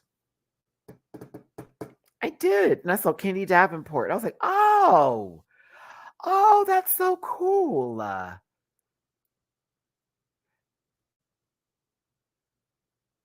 did one of these. I just smiled. Like I hope Candy got out safely. Because when Beyonce was there with Dixie Chicks, whoa. We got a whole album 5 years later.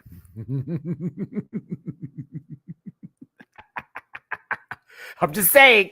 I'm glad Kennedy got out there safely so we could see her on another. Oh, but like, you know.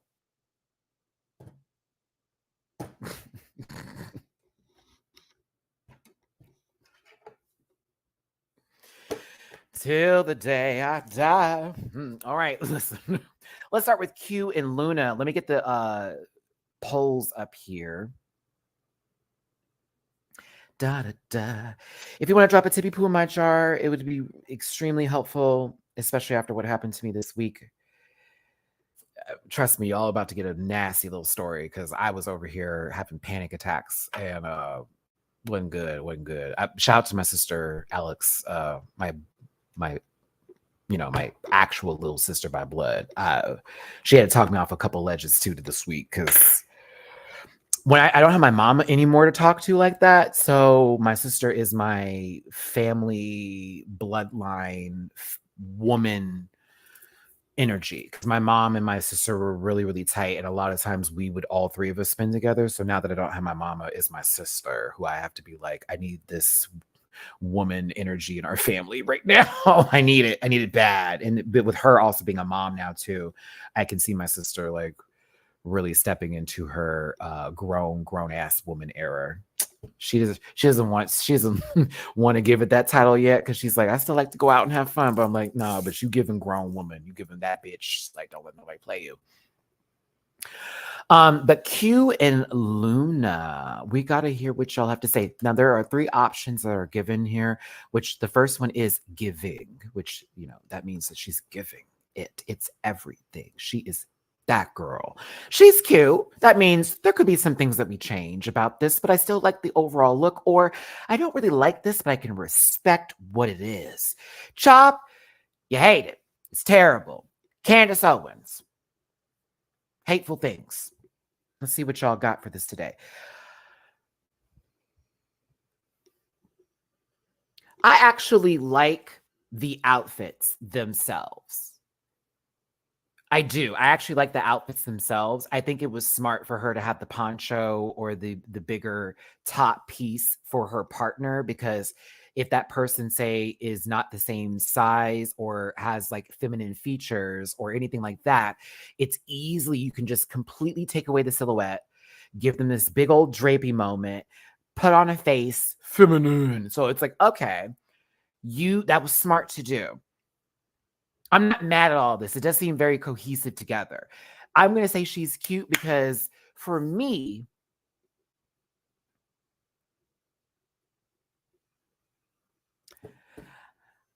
I kind of was like, what about this is you? Because I've seen you do this maybe one time and it scared the living bejesus out of us, right? They still look cohesive together. And as far as like family goes, I guess they're some rowdy mimes or something like that. I don't know. I have to just say she's cute. This didn't really move me the way I wanted to. I think that Q is also talented in what they present on the show, and I've seen them do amazing things. But it's okay. I think what they did with their partner was interesting. He looks completely different. Give it away, give it away, give it away now. Why does he look like old boy from Red Hot Chili Peppers, the drummer? Californication. Was that Fleabag or Flea? I forget his name. Give it a bit. Yeah. He look a little bit like him with the makeup on. Not out of that. Y'all know this is how old I am. Because some of y'all are like, what's a Red Hot Chili Pepper? Can you imagine? Oh my God. Y'all growing up without hearing their music? Hey, there are certain rock songs. If Beyonce does the rock and roll for Act 3, I swear to God, I want her to use a sample from Red Hot Chili Peppers.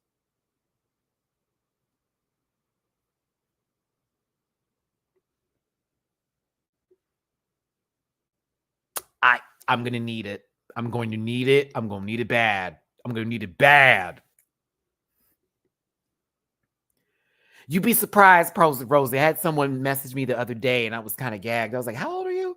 I was like, well, I don't know if I could even respond to this, but thank you for watching the channel. Make sure you know, because they are clearly like still like a freshman in high school. I was like, make sure your mom and dad know that you're watching this, because I have not for children on my YouTube stuff. So I don't know how you get these videos. Okay, it's for grown folks. Because we talk up in here now. But thank you for supporting, baby. But all my love to you. Make sure your mama know, because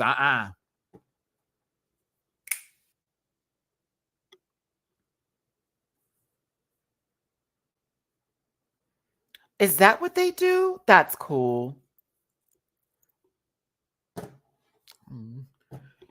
Girl, I'm not that invested. I just know the music.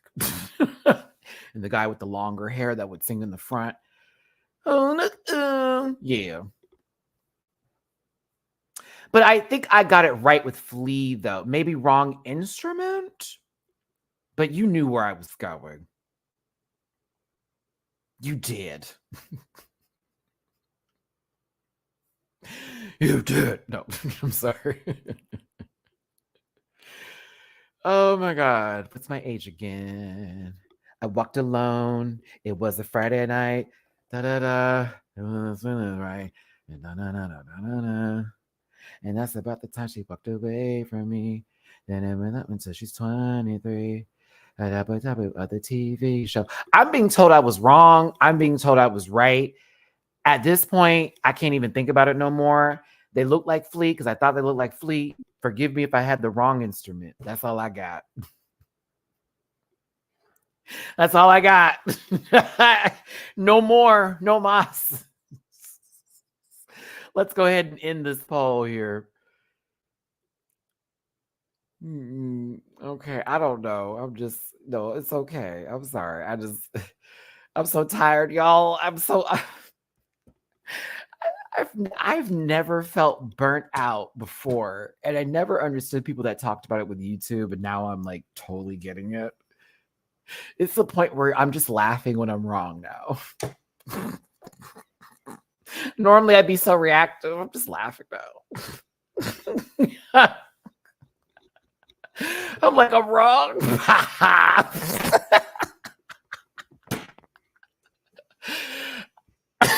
It's like, you know what? You're right. 55% of y'all says Cuda and Loot are cute. I said Loot.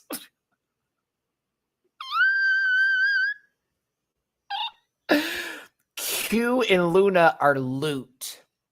Wow. 55% says she's cute. 29% chopped it. 14% are giving. Catch your breath. Morphine and Latina love deal. I'm sorry, Latina is everything. I don't care. That's Morphine. RuPaul should have laughed at that harder. RuPaul should have laughed at that harder, baby. I don't care what nobody says. Latina. Sweetie, that's fucking hilarious. Like,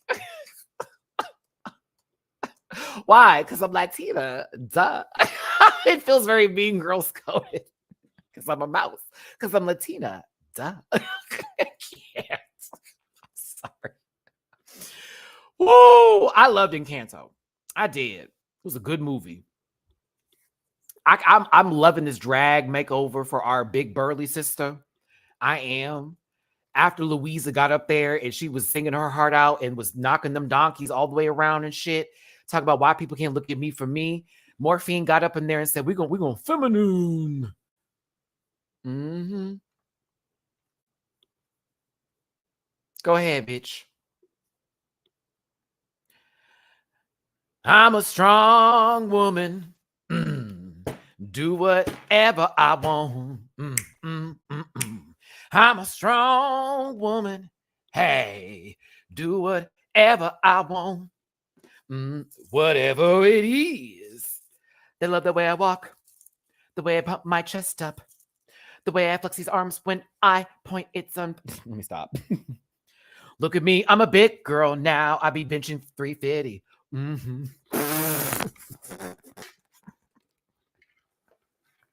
Look at me. I'm a big girl now. I'm benching 350.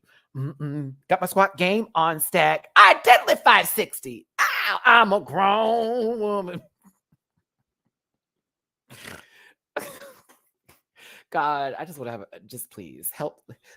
God, help them. Send me my ways. Send me my fare, honey, because I am stupid. I am delirious, and I need help.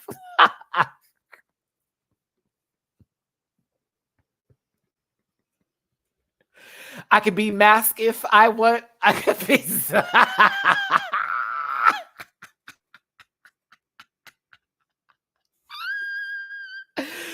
I can be masked if I want. I don't have to tuck if I don't want. I could be.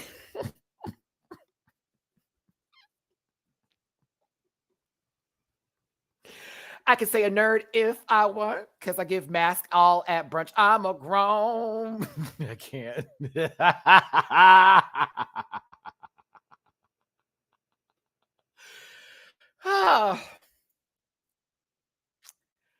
I have to say she's cute. To be real and to be fair, Morphine picked husband and not sister. It was going to be difficult to feminize that face in any kind of fashion. Like, Ohana means family. Like, that's what I'm getting here versus it being like we're related. I see Ohana means family. That's all I see, right? Like, Latina landed there from a different planet and found morphine. And then they just were trying to make her look as human as possible. It's okay.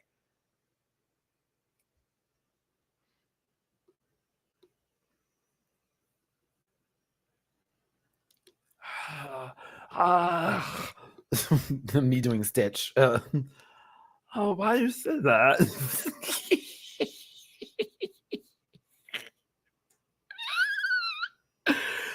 Ohana means family. The live action version, I don't know if I'm ready for that. And the fact that they announced that they're literally going to be dropping a trailer and shit soon. I don't know, man. I don't know. I'm a little bit nervous. Because Lilo and Stitch was a surprise movie for me. That one was a surprise. I didn't think I was going to like it. I ended up loving it. But not just loving it, the TV show. So good. The little cartoon. Oh, the cartoon was so good. They let the alien give drag the full time. Oh, it was the best. It was the best.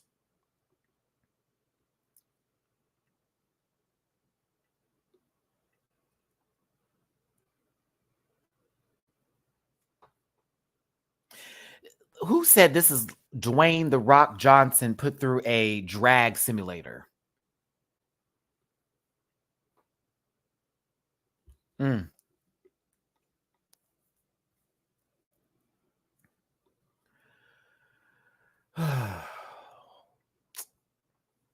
Sorry. My brain is clicking out on me. I told you I was tired. Let's go ahead and wrap this poll up.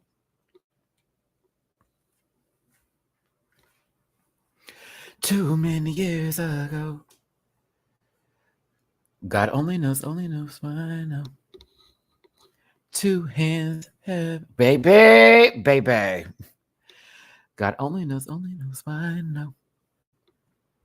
Two hands to heaven. All right. Morphine and Latina Love Dion. 64% of y'all said she's cute. 18% said giving, and 16% of you chopped it. Let's move on to Toucan Sam and Floppy Flamingo, or Nymphia Wind and Juanita Wind.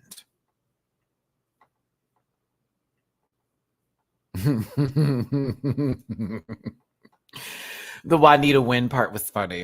I'm like, but you have two, but pop off. I mean, if anybody needs to name their person Juanita Wind, it should have been Morphine, right? Give me something. Let's go ahead and start this poll on Nymphia and Juanita Wind.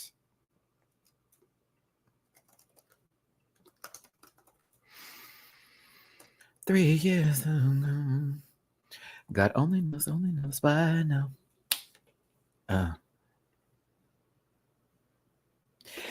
I've been waiting my whole life. Baby. The switch up on that song. Ah!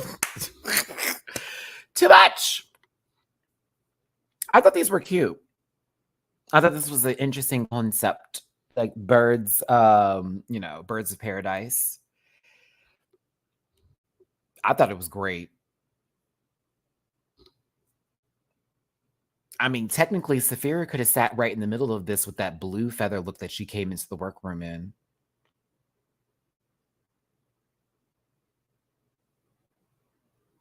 That is not shade. That would be kind of hot. Yellow, blue, and purple. Oh, that would be cute.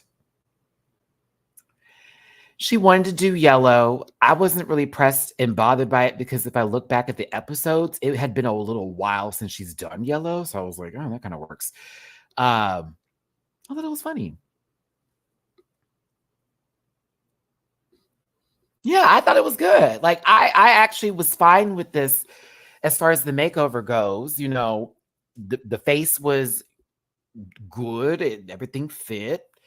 The way they also presented on the stage was fun. I'm going to say closer to giving in still the she's cute category, but like it's more giving than she's cute is where I'm going to go with this. I like it.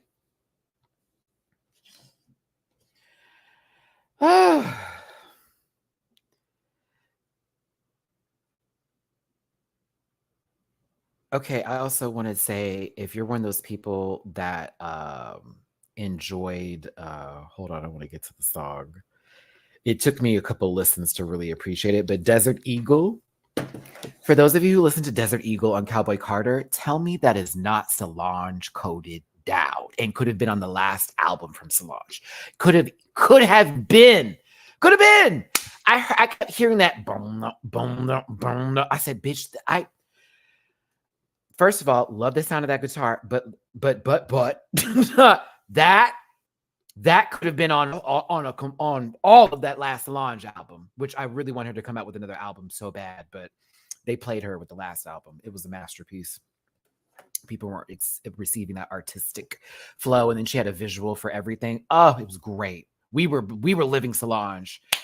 Don't ever not do that again. Like that was great. Please. Like, love, do it again. Do it again. It could have been on When I Get Home. Yep. Could have been. Boom, boom, boom, boom. Because it reminded me of, I forget the name of the song specifically. Hold on, let me go back, but it reminds me. Chardonnay, that's a rumor. I get my physical CD on the 1st. So Monday, my box gets here with my Cowboy Carter shirt. I got the red one, the red and white one. And I get the CD. So we won't know until we get the CD. People are saying that that's what it is on Wikipedia, but anybody can change that. I refuse to believe it until I hear it for myself. Because if that 16 carriages is with everybody from Destiny's Child, and that is actually the truth, and they said demo, so that doesn't mean that it's going to be the same guitars. It could be a completely different sounding song. I'm waiting. I'm not going to believe it just yet. I'm just going to wait. I'm going to wait. I'll wait on my box. Because we've been asking her to do a song with them again. If it happens, I will pass out. I'll pass out. Anywho, they're pretty. I like this. I enjoyed this look from Nymphia. I thought she did pretty good this week. Also, is this a trend alert? When the girls get vulnerable, they don't win? Well, I guess certain vulnerable moments work, right? Like Q has a full-on bit, didn't happen, seemed like they were very that. Nymphia's first time ever like having this kind of emotional response. I don't know. Maybe they changed the vibe. Did I do that? Is it my fault, World of Wonder? You said Matt talks about this too much. Change it up. Don't feed them when they're sad. Isn't it weird? Like normally the vulnerability is a part of the dynamic of why we would present somebody with a presentation or a badge, because it says not only were you having a good week, but you gave us a piece of you. I'm not saying that's the reason why people should always get rewarded because they, are, being honest about themselves. It's just, I'm not mad at plain winning. I know I can see why they won. I just thought Nymphia was very close to that same sort of you're a winner baby this week, if I'm going to be honest with you, just different storylines, different settings here. But I like this. I did.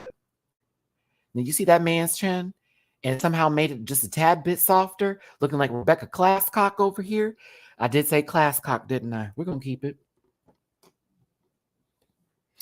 Nisha, love you down. Thank you too, babe. I love you too, baby. Thank you so very much. I see the sippy poo on my PayPal. Muy appreciated, necessary, and needed. Whew. Whew. Alligator Tears also was that was a slow burn. I'm mad I didn't catch on to that in the beginning. That one took me a little second to get there with it. So I'm very appreciative of that one.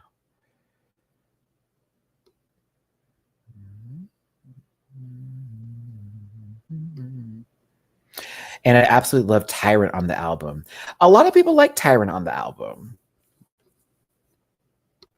Tyrant actually doesn't hit as hard for me as others. I like it a lot. Like it's one of the songs I definitely play. It's actually not one of my favorites.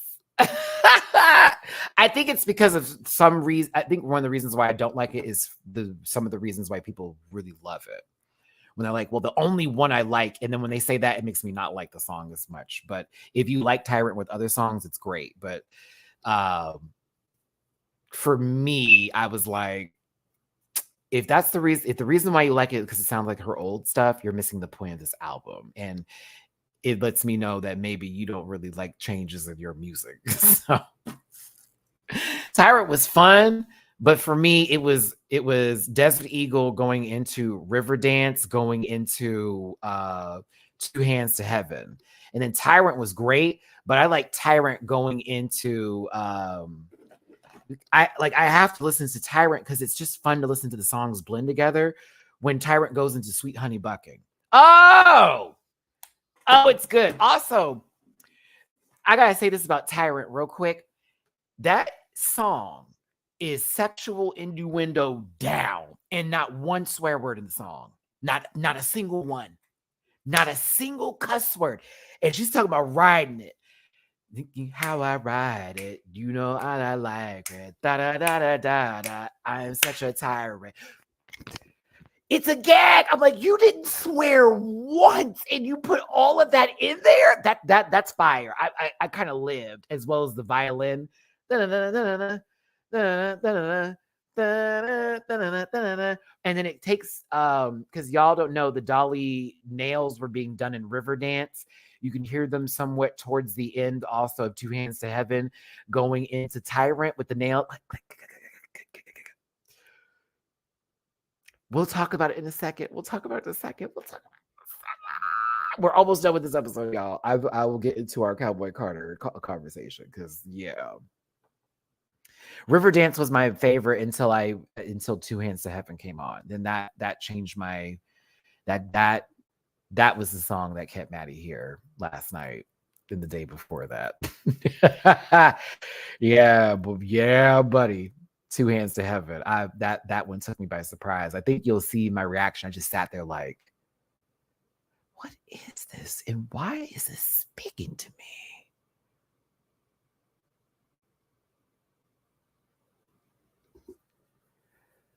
Like, what?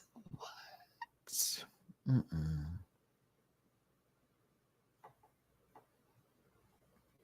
And so good.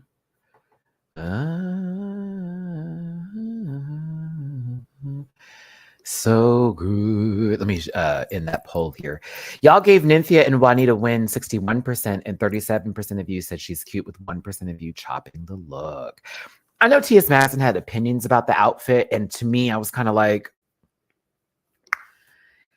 I wish they would have edited that out, only because it's been a long watch for us. So for fans of the show who are watching, that was not a relatable critique, which for me, I felt the same way with Michelle's commentary, where it felt like Michelle, because Saphira has been doing so good, wanted to buck a little bit at that statement. And that's what pissed me off, because it was like, girl, who you bucking at? For what? And for why? Like, that wasn't even necessary, because it really wasn't an excuse. She was explaining where she went wrong, which we've had different opinions on that in the chat, and I'm cool with that. But like, in my opinion, I was like, Michelle, you did that. You put a little too much. You did a little too much there for me, personally. I was like, that was a bit of strength in your throat that I didn't need to feel in that moment, which I felt you could have gave this heat energy to quite a couple other people this season, but you have done none of the sorts. Now, this is my first chop for Saphira this season. I'm going to go ahead and say it probably will be my last for her, but it's my first one for sure. First chop, first one.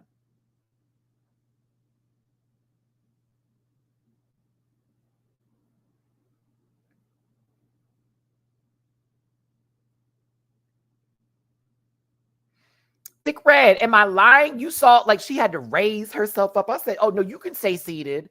You don't got to remove the back of you don't got to remove that back from your chair.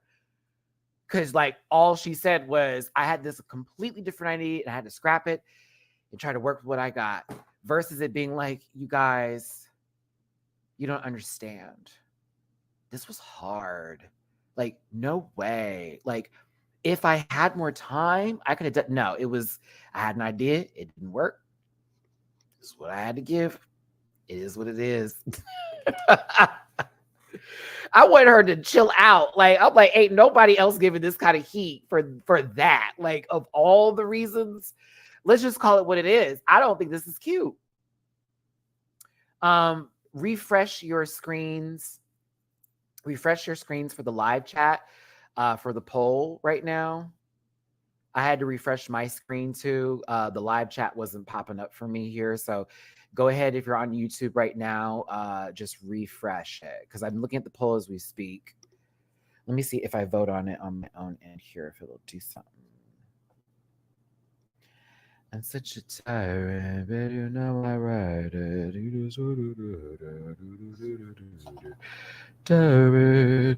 Tyrant. Let me see if I start another one. Oh, wow. Okay, hold on. No, I'm sorry, y'all. We had a poll up. I ended up closing it early. I'm going to put it right back up. Because it was showing no votes. So I was like, let me close her out and retry her again.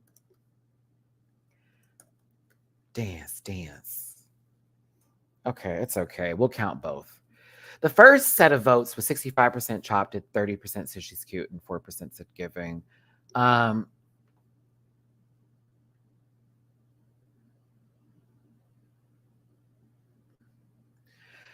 just wish the dress was different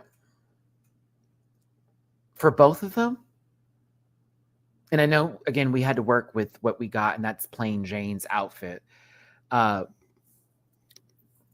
Plain that, I know you were talking about burly men last week. This fits that. Look at the traps.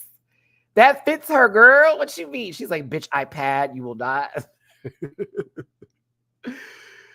I hate the blue underneath the orange. I thought to myself, Saphira, is that supposed to be there? Is there another dress underneath this?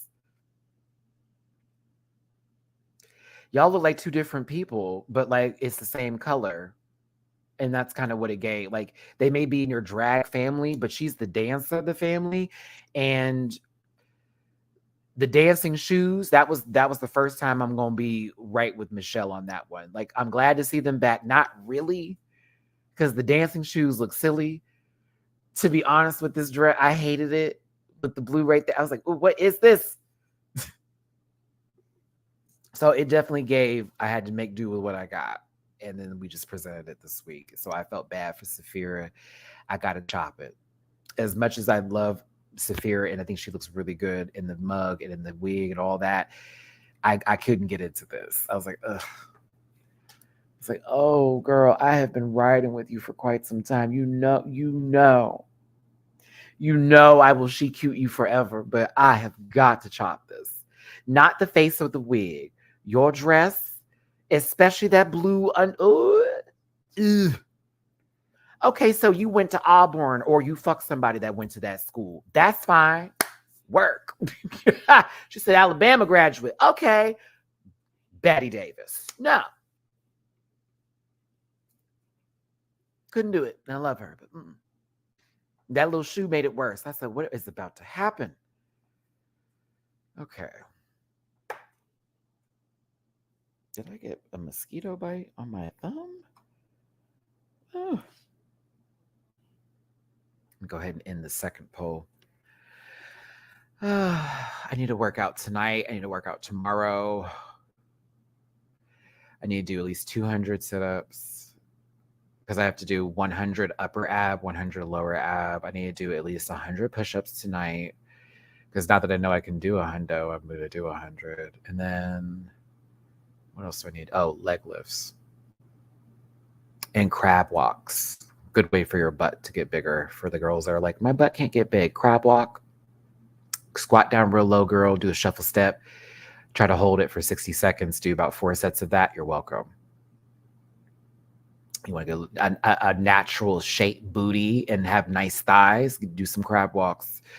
grab people. Okay, so we closed it at 71% chop, 25% she's cute, 3% giving. The difference in the votes from the first one is 8. So yeah, pretty much on trend with what we had before.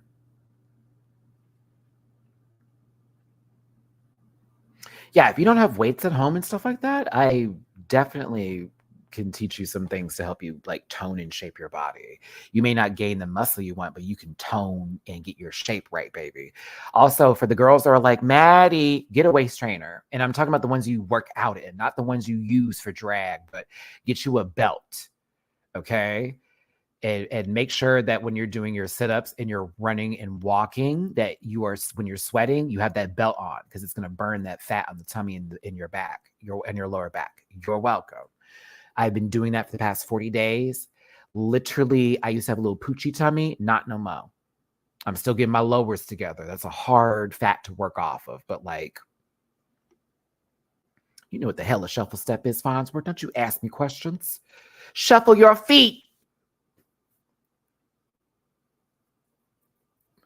Oh my God. I'm so mad she didn't keep that man. I wanted her to name her child Sephoris Whitaker so bad. Ooh, she should never told Rue that. Or me. Sephoris Whitaker.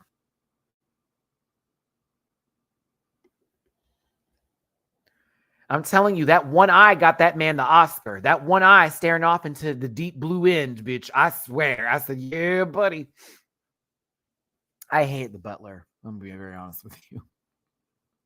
The first time I saw it, I was so emotional. And the next time I saw it, I was like, wow, this is like trauma. like why? I can't get into movies like that anymore. I really can't. I'm over it. I'm like, y'all, like, I have seen too many Rosewoods. Like, I can't do it no more. I can't.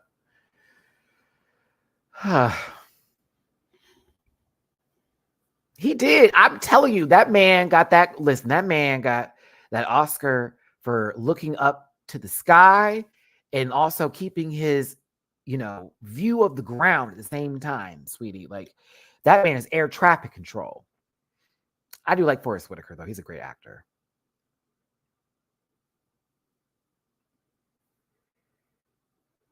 God, as much as I love Cowboy Carter, second most wanted is that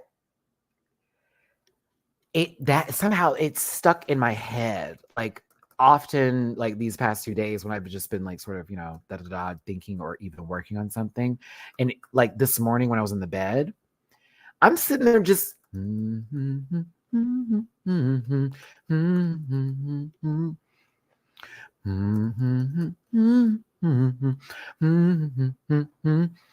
I think it's really funny how Justin Timberlake dropped an album 2 weeks ago and nobody's been talking about it.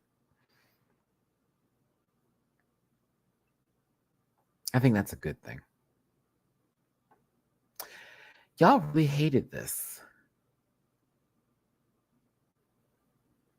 Look, now Jane, this is like a swole Bratz doll next to her, or like if Gothy Ken doll was in their Mask for Mask era, like that, right?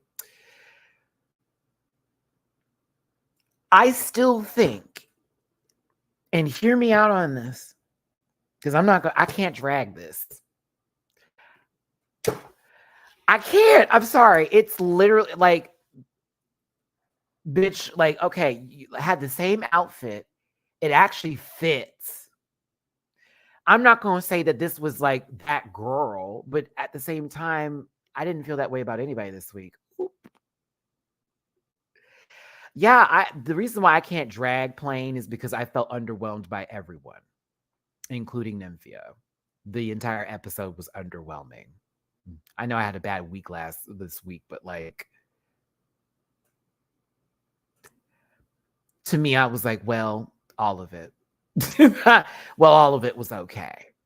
This looks cute because they're matching. I feel like they're about to go on that one season of Bad Girls Club where they're either cousins, sisters, or they're lying about being cousins and sisters and they're really an old lesbian couple that was looking for clout. I feel like Lazy Susan does all the fighting and Plain Jane does all the talking. Like Plain Jane's talking mad shit. And then Lazy Susan is like Susu and she about to come over there and beat them girls up. For those of you who saw that season, you know exactly what I'm talking about. Yeah, so this isn't wow, but I think they look cute. So I'm not about to go, girl, Jane looks trash. No, I'm not. Like, it's not that deep for me. It's not that deep. She looks okay. They both look okay, but for what it's worth, like, I mean, she had to take that man's face and do something with it. I say all the praise I give her is for shaving him.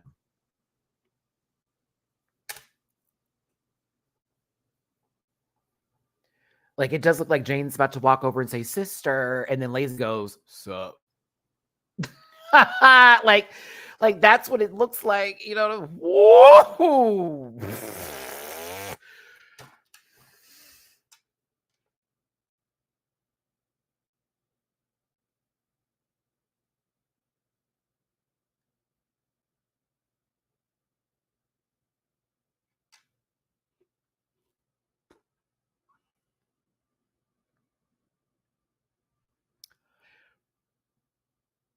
We have to protect drag.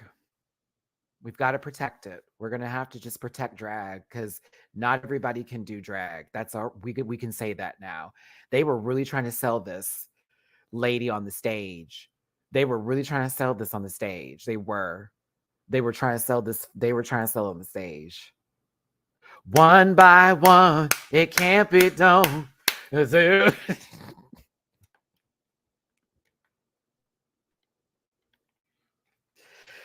I've been working on the railroad all the live long day. I've been working on the railroad and man. But it still is not horrible. And I know you're like, Matt, you just did all that. It's still not. I'm like, sorry, like that. I'm referring to the bone structure with this makeup. That's all. That's where I'm at. That's where I'm at. That's not because Jane was painting her face onto him, right? Because she's doing the normal mug. Which to be real, to also be fair, the reason why I also don't drag Jane is because Jane keeps thick eyebrows and still is able to paint a very good brow, in my opinion. Things I consider and follow and watch her do where I'm like, because y'all know I'm on my brow journey here. And I, you know, as much as Q wants to say they give crunchy oatmeal, I'm like, girl, you literally painted your sister like a mime and came out there and said fashion. All right, pop off. The last time we talked about you winning something. Anywho, like, no, I to me, what's up, bro? What's up, bro? What's up, bro? What's up, bro? Yeah, bro. What's up, bro? You wanna fight, bro? You not gonna fight me, bro? What's up, bro? Yeah, I'm in these. I got titties, bro. What's up, bro? You wanna fight me, bro? What's up, bro? Bro? You want bro? You want bro? Bro? That's what he looks like to me. That's what Lazy Susan looks like to me. What's up, bro? You wanna fight, bro? Yeah, I'm in drag. What's up, bro? I feel good. Yeah. What's up? Dare say you more masculine in drag. Oof, girl. Okay, moving forward. Let me not do that today.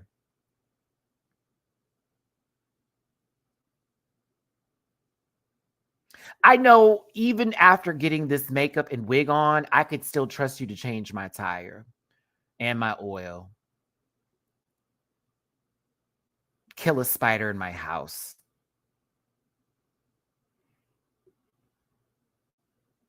Go to the store and buy something for me because I have cramps. You know what I like. I'd still believe it.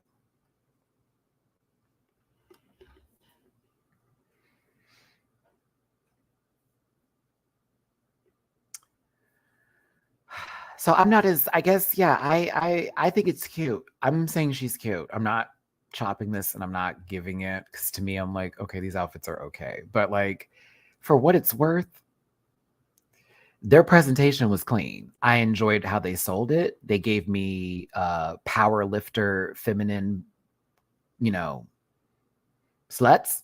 So I was kind of here for that. Yeah. Like whores that would beat you up. Mm-hmm. So they're going to please the client, but then knock him out and take his money. So they're on the run as we speak, okay? Just so we're clear. Yeah, I see what y'all do. Y'all rob hoes. That's what they do. They're unsuspecting because they're white. And then they go over there and they're like, you want some daddy? Huh? Huh? Jane starts speaking in Russian while the other one's like just hitting them in the face and shit and taking their money. Yep, that's what's happening. I believe that story. They're more than likely going to be in a Gwen Stefani music video and everybody else in the never mind. Okay, we're done. Jokes are gone. Boo, boo, boo, Matty. Boo, boo, boo, Matty. Boo. All right. 50% of y'all said she's cute, 35% said giving, and 14% chopped it. Listen, it's actually presentation for me was the key. She said we're gonna give you Kim Petras, but like with more chin hair. Yeah. I can literally hear gag on it. Suck it up. Eat it up. Gag on it. G-A-G on me. I gotta, baby, them ABC lyrics, but like, yeah, I can hear that song playing down while they're walking. So that's the assignment. They said we're gonna be horse sisters. Okay, sister horse. There you go. Come on, sister horse. Drewski, thank you for super chat. They thought PJ was fine, but got on Nymphia. Drewski, I'll be your shotgun rider till the day I die. Sugar and Spice got jacked. Listen, this is Sugar and Spice on creatine. Oh my God. Well, more so Sugar than Spice. Like, Spice was starting creatine and she was like, nah, I still like my femininity. But Sugar's like, fuck that. I would fuck that, bro.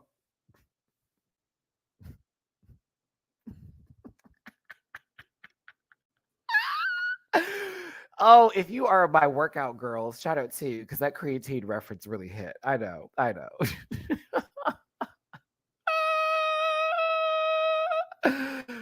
Oh man, it's bulking season. Till the day I die,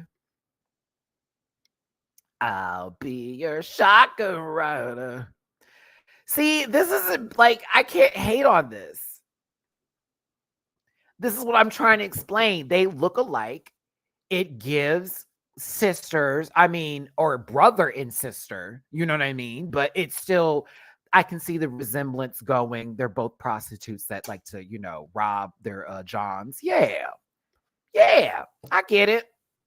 Or they're spit sisters versus biological sisters. You know what I'm saying? They had to hold each other's hands while they were having to deal with things going slamming into them, and they're both feeling this traumatic experience together. We normally don't do this together. We go in different rooms, but we'll do it together with y'all just this once. Well, they say they're supposed to look alike and it's family resemblance. And then after that, I go, well, it just depends on what the judge is like. Because I don't think there's really any criteria for this challenge. Presentation. It was fun. Wait, who's saying this is Channing Tatum and that one dude from Superbad? If they're are you saying this is 21 Jump Street? Is that what you're saying?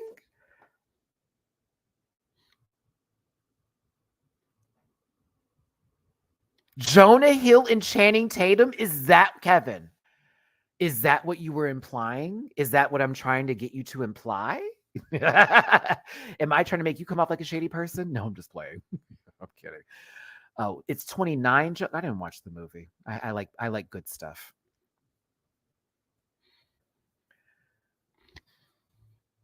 Yeah, I think Channing Tatum is gorgeous. I don't take him seriously as an actor.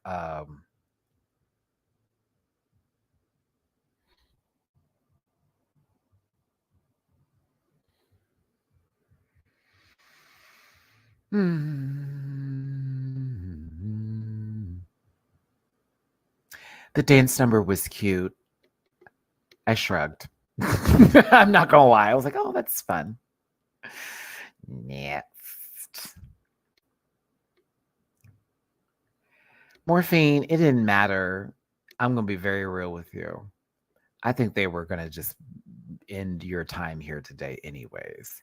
For you had the most masculine features, in my opinion.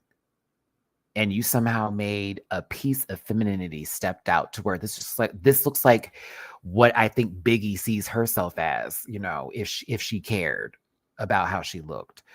Because I feel like, La Latina sound like this when she talk, like Latina sound like this when she talk, you know what I'm saying? They sound like Biggie.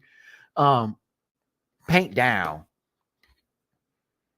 They're like, oh, what you did with her face was amazing, but these dresses, okay, so again, everyone had to bring something, and it had some things were going to fit, some things had to be adjusted, right? Like, I don't see Morphine making the same changes that Saphira could have made based off of body type. Look at him.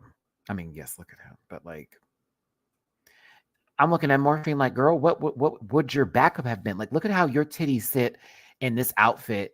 He is so wide that they can't even put on some tennis balls there. That chest is so big. The dress is flat. You feel what I'm saying? It's like, come on now, what was she gonna do? That's why sometimes I'm like, how are we rating this? Because if they're working with the shape of the individual and they only have what they have to work with here, yeah, I mean, this is different for Saphira. She made the decision on her own because they weren't going to be able to move in those dresses. You're not going to like what I'm about to say.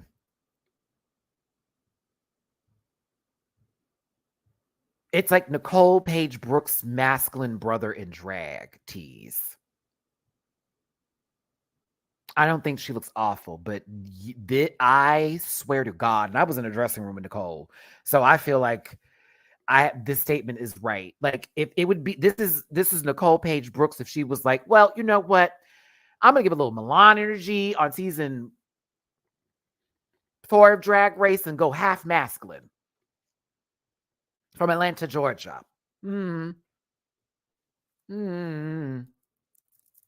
And reminder, she had to make those gloves, and it was that material, that the velvet material where if you rub it, it gets a little darker or lighter. Hated it. I just didn't care for, you look so mad. Let me not do that. Let me not do that to Michael Face. Let me not do that to Michael Face. You just seemed perturbed a little too hard for me in this moment, and it made me feel some kind of way. Yeah, Nicole was very nice to me backstage when I was my first performance. Nicole Paige Brooks was a part of the cast for that. Olivia Lux literally went on after me, which is insane because my Mama Honey Davenport went in front of me, and then I went on, and then Olivia Lux came after me, right? And Nicole had to carry, and also it was Nicole Paige Brooks, and I forget there was another one from the Brooks Dynasty that was there. Mind you, these are all Jiggly's family members. You know what I'm saying? Because Jiggly's mother is Chevelle Brooks.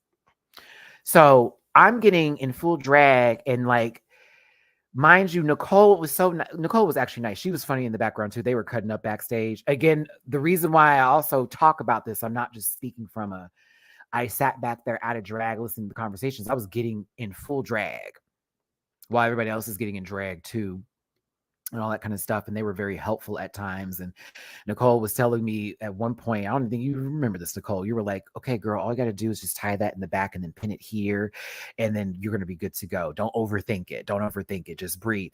Like, and there were other girls that were doing that backstage with me too, but they were also making jokes, this, that, and the other. Cause like, woo, girl, last minute getting ready. I remember how that was. I remember when I was last minute getting my dress together too. Woo, bitch, those days. Glad we passed that now. That was happening. So that joke was definitely not no drag on Nicole. I got respect for Nicole. Especially because they had to hold the time a little longer during bitching because I wasn't ready to go. And Honey was like, I'm not ready to go. So they're like, we can run this a little bit longer. We can do a little bit longer. And Bitch was like, okay, let's make it happen. Bitch Puddin' holding my wig down, helping me spray it down. Oh, I love you, sister. I love you, Bitch Puddin'. Maddie, I'm gonna teach you a trick. Here is some pantyhose. Got to be glue. Okay, watch this. Put it right here with the laces with the wig. Spray that sucker down. Hold it, hold it, hold it. Let's let it just sit there. Don't you move your hand. Don't you move your hand. Now we're gonna do the other side. And once you're finished spraying that side, and go right back to this one. And then we're going to keep on doing it. And then find you a band and hold that sucker down. This is like all before going on stage. And I'm trying to take the band off, and the band got stuck to my lace. So I had to like rip it, take it off. You can even see in the performance, a little piece of that band is still stuck because it just would not come off. And I was like, you know what? Fuck it. Boom, let's go. Yeah, Adriana Sparkles was the one who did the base for my face prior to me going there, because we were running out of time and Honey was supposed to do my face like hours before, but she had to perform on the DragCon stage as like one of the last numbers. So she was running behind coming to me. And so I already had my outfit and everything together. It was just doing the face. And Adriana Sparkles was like, bitch, I got you. We didn't even have the right colors. And she blended shit together to get my actual tone. She's brilliant. I love Adriana Sparkles. Forever will have a place in my heart for helping my first time performing be a success, and like really just making me feel at ease with getting in drag and fully like embracing the power behind it. So drag is very powerful. Don't ever let these girls fool you. This is a reason why I have such an affinity for drag. I've been in the shoes. I'm in the shoes now. I've been on the outside. I've been someone who hasn't seen anything. I can now say I've been through the wheelhouse of drag when it comes to it. So, Saphira, your face when Michelle was giving you that critique, I was you. Okay, got it. Listen, the judges like Jane. They didn't think it was too plain, and she got a 4th win in this competition. That means both her and Saphira are 4 times a winner. Currently, she has the best track record now. Now, if Jane can go through the rest of the season without being in the bottom, that's all I'm going to say. That's all I'm going to say. If she can get through it, it's possible she may win the season with just that kind of track record alone. But you never know what can happen with this show. Like, I'd never thought I would see Saphira be in the bottom, but here we go today. And then I saw the dress, so I was like, oh, well, she got to be there for that dress. Yeah.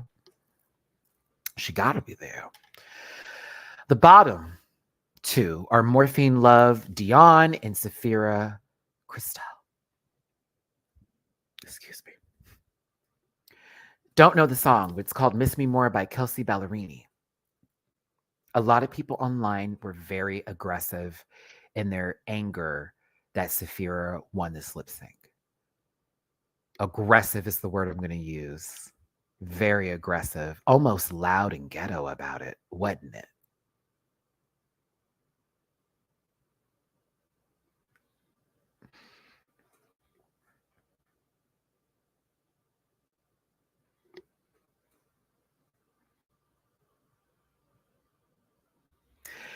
Here's the thing. Actually, funny thing is, we've seen Saphira lip sync 3 times now, and the first 2 were I love how you're like, y'all mean that, right? I'm like, well, I'm just using the words they like to use for us when we want to defend ourselves or when we want to say certain things.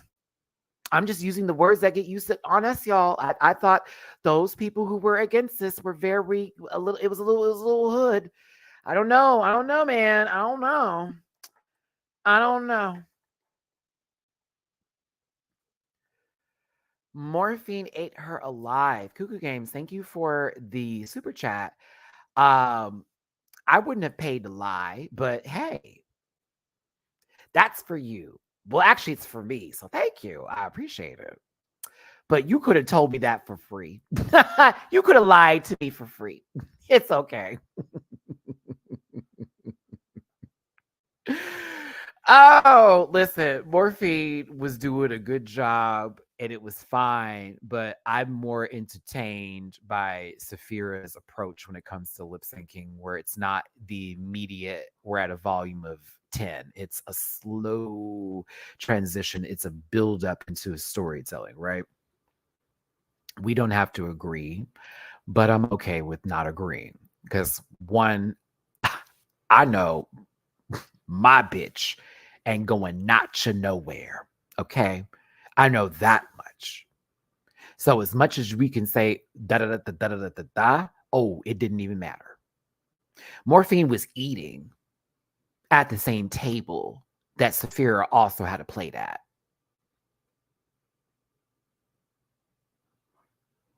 Morphine finished her plate first while everybody was still eating. Ooh, this is a great analogy. Yep. They were both at the same table chewing the same food. Morphine finished her plate first while everybody was still on the first course. Hey, it's not rigged. Listen, if you don't like the results and you're saying it's rigged, that's a way of taking it from somebody else.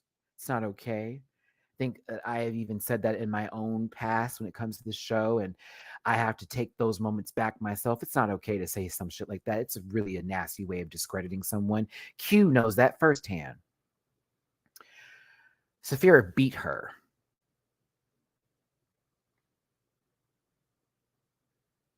That's what happened. Morphine didn't beat her. Not by judges, not by standards, not by practices, not by places. Morphine lost that lip sync.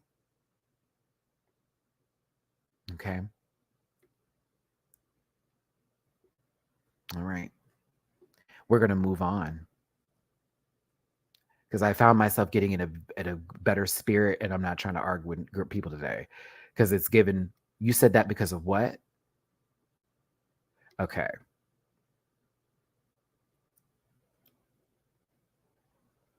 You may like that lady, and that's fine. But like, what we're not going to do.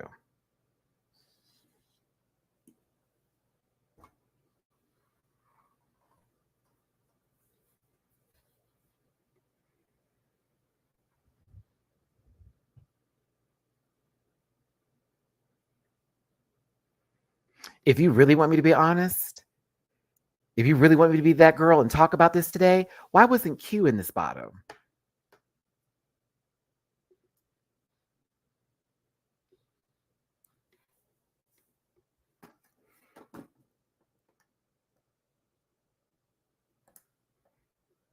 They said family resemblance. You made a coworker. Since we're doing this today.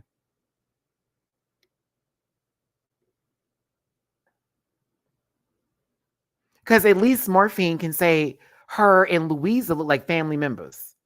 Down. So she's in the bottom because of a dress? Okay. Like, if you want to have an argument, then let's do that versus she beat her, didn't. However, I don't think they wanted to see Q and Morphine battle, or better yet, they didn't want it to be like Saphira and Q. I don't know if they wanted to keep Morphine, and that's where my mind is going with this today. I honestly feel like Morphine has given so much to this season. See, this is how I'm going to help y'all out because you may be like, whatever, right? I'm going to move past some of these statements because I'm trying to keep my peace so I can do this Beyonce review with y'all and not walk away from this like, this is exactly why I had to step away from the phone and turn off everything last night.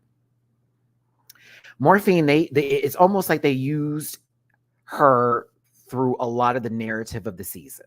If we go back and look at how many times someone talked in their confessionals, Morphine was the show. If this was a competition about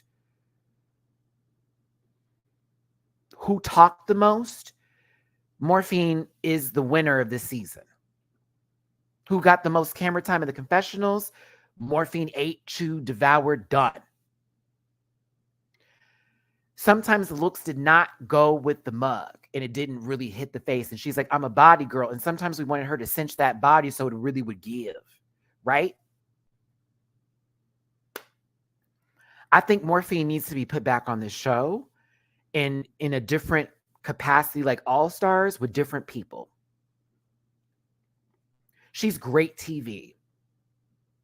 And I feel a ways about this whole outcome because I'm like, the one thing you knew she was good at, we're sending her home because the dress wasn't cute.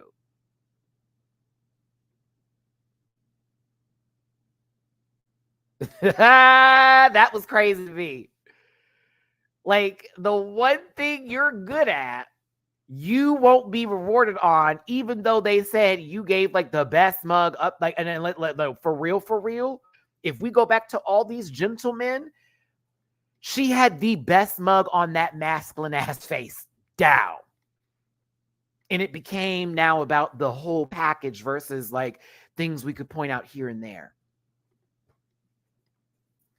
So Morphine, I'll say this for you. I really didn't want to see you lip sync this week. I do wish the dress was better, but I'm like, for me, I'm kind of like, damn, this kind of feels a little ass to me. Because now what will a hater do? She's the makeup artist of the season, but she didn't win the makeover challenge. Like, that has actual weight in reality. Just because Q didn't win a certain design challenge does not make them any less of a designer. Just because Morphine didn't win the makeover challenge does not make them any less of a beautiful queen that knows how to paint people's mugs to perfection. Just because Saphira didn't win Snatch Game doesn't mean that she doesn't know how to do characters. Just because Plain Jane was a bitch the entire season doesn't mean that she's not a slut. That didn't work, but I love my slut bane. I do. I enjoy slut bane. Whatever y'all say. I know y'all don't care for that lady. Whatever. I like slut bane.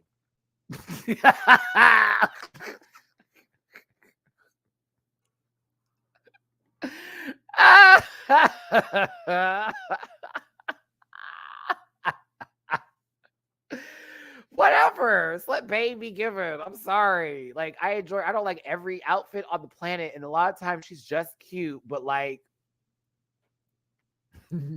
not y'all. Just because Plain Jane, full stop. No, I can't. No, I like the season. It's a lot. There are moments, there are certain things I don't care for and how they sort of did certain elements of the show that I would have done completely different. But like, for what it's worth, I see what Drag Race wants to do. I see what they're trying to do. I can see what they're successful at, and I can really see where they're failing on. The twist, Drag Race. That is where you're dropping the ball on. The immunity potion didn't really work out. Sometimes the judging doesn't make sense, but if the episode is great, we kind of let those moments slide a little bit deeper. But if the episode's not giving as much as we want it to, what do? We hyper focus. We now have room to yell about the things that we don't like because nothing in the episode was interesting. So now when you fuck up, it's like that has the magnifying glass on it. If you're going to do twists, they just have to actually be twists. Like, they can't just be, you have an expiration date on this and only 2 of you get it. Like, I almost feel, well, then we're going to start saying it's rigged when it comes to like mini challenges. I feel like the mini challenges should offer immunity for certain episodes. I feel like there should be incentives for them to do things like in particular to get immunity for particular weeks or whatnot. I don't know. Like, and it be a thing like every day it changes up like on the wheelhouse, or I don't know. This is me wanting it to be very like messy. I wish Raider Queen also was the entirety of the season. Ooh. I think that Raider Queen should have been the entirety of the season. I still like All-Star 7 the best. It is actually my favorite season of Drag Race because no one went home. We got dragged the entire time. There were funny episodes. There was fleshed out stories. The drama wasn't actually deep. It was light drama that got worked out because everybody in there felt like they were the shit. So you never found someone feeling like like, you know what I mean? It was never that. It was like everybody up in there was like doing their own thing. I like that shit. I thought that was dope. I feel like All Stars should all be non-elimination episodes, to be honest with you. If they're coming back, no one goes home. The queens don't get to choose. It's a point system. Everybody gets to show their shit. If you're in the bottom half, you have to lip sync for a lesser prize. If you're in the top half, you lip sync for a higher prize. That works for me. That makes perfect sense. And I do love the elimination aspect of it, but like only for a regular season when Ru is making the decision. Not when you're asking the other queens to get. I know we're best friends, but send her. No, that is now It was fun in the beginning. It's no longer fun because everyone's aware now of what's happening. It was cool with All Stars too because that was a surprise. Like, oh, this is a shocker. Homogenic. I disagree. I would say that all depends on what our expectations are of queens, and not every queen is going to have a good day. Even with All Star 7, we didn't like every outfit that everybody brought, but they had a budget. Just like certain seasons of All Stars, girls are getting budgets to buy clothes, to work with designers. So, with said budget, we can get what we want. Even this upcoming season of All Stars, it's rumored they got a budget. I'm just going to say it like that one more again. As a matter of fact, excuse me. Excuse me. Allegedly, they got a budget. So if they got a budget, that means it's about taste level. And so I see you, I receive you, all homos, gays forever. But if they got a budget, yeah. You know what I'm saying? And All Stars, yeah, All Stars 9 is going to be great. There will be a twist for All Stars 9, and a lot of us are already aware of what it is. Do not discuss it in this comment section or the live chat. We are already aware of what it is. And then whenever that episode does come out, I will explain it later to you. I will. I promise. I'm sure the other channels with the leaks that talk about it, they'll discuss it too. But I'm aware of what it is, and I've talked about it. And I legit got a full conversation about it. So whenever that episode does drop, and you're like, oh, I will be able to explain it with no issue at all. Okay. So whenever that does happen, I'll be able to break it down. Not hard. It's actually cool what they're doing, but we won't talk about it right now. They've already filmed All Stars 9. This is just to be very clear. They've already been filmed that, been done that, been done. I don't know this, but don't look it up. It's not, you're going to be like, oh, that's interesting. You would just do that when you would see it like, oh, but then I'll explain how everything else happens around that. And then you'll be like, this actually makes a lot more sense. And like, it will, and it does. It does make a lot more sense. And I think if they stick to what they're going to do in All Stars 9, I think that would actually be better. Yeah. I think it'd be better because everybody gets what they want. Bear that. All right. Morph, I'm going to miss you, Morphine. It was a fun ride, but maybe we'll see you again.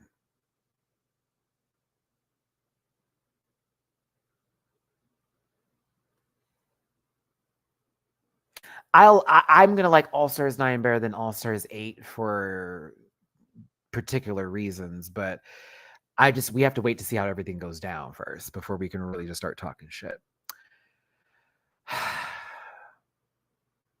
I would love to see Morphine while I'm in Miami. I would love to see them and tip the doll in person. I was a bit emotional here for Untucked. Untucked isn't really serving anything for me anymore. It's a little bit of a nice day and us just talking about whatever happened and somebody going backstage. But I started crying a lot. I cried hard in this moment.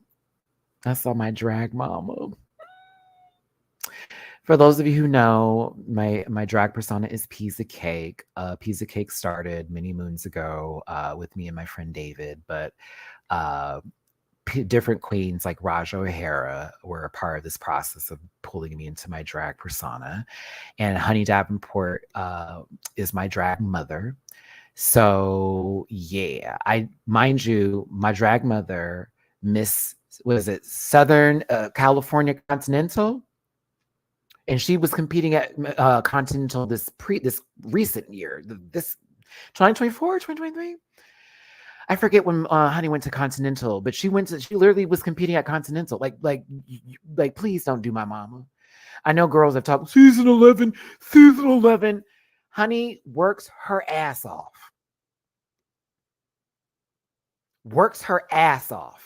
Is very titled and decorated in the drag world. Okay. My mama works her ass off. You can sometimes see her booty on Instagram. Okay. I love you, honey. You know I do. And I'm still more than thankful for our time and you getting me together in drag. And I literally had your lashes stacked on my lashes, girl. You're literally was pulling makeup out, use this, giving me tips and tricks and all that kind of stuff. And honey also has texted me every now and then. We'll text and check on each other. So I love her. Yeah. So that's why it's Saphira I have such a affinity for. That's considered auntie. Saphira is considered my drag auntie in a sense. So yeah. So yes, for the girls. Oh, that's why. Yes, yes. But also, I felt for Saphira before I even knew that. Before I even knew it, but I also knew of Saphira's presence prior to Drag Race because my friends would be telling me about her. Oh, wait till you see her. Oh, wait till you see her. Ooh, ooh, ooh, ooh. Like, wait. Like, wait. You know what I mean? So, okay, I think I'm in good hands. Okay. Under the Davenport legacy, oh yeah, I think we're fine over here. But yeah, seeing my mama get emotional and talking to Saphira, I was over here just, completely gagged. My friend David is the one that filmed this. He actually sent me the video footage of the original cut of this to share, but I don't know if that's okay with World of Wonder, so I didn't want to share that with y'all. But I did watch the original video and it was really, I was like, oh. So yeah, I'm just happy I got to see my mama on TV again. I was like, I was very happy. I hope that they bring Honey back on the show. I think Honey deserves a redemption arc fully. I also was crying because, again, it was just a really bad week. And I could feel my mama's tears and her emotion and being proud for their best friend being on the show. And I just received it like full on empathetic moment. And hi, Saphira. Can't wait to give you a big old hug when I see you in person. I owe you a big old hug, like one of those church hugs, the ones where we go side to side, like a good old auntie hug. You know, I owe you one. Oh, and I get to have that conversation with you that I've been meaning to have about why you were special for me this season and outside of Drag Race, how excited I am to see what happens with Saphira and how I'll be following that journey forever. So yeah. Yeah, Untucked was emotional for me. I had to end it there for my reaction. I was like, okay, I'm done. I've cried enough today. I can't do it. Oh. That's my review of this week's episode of RuPaul's Drag Race.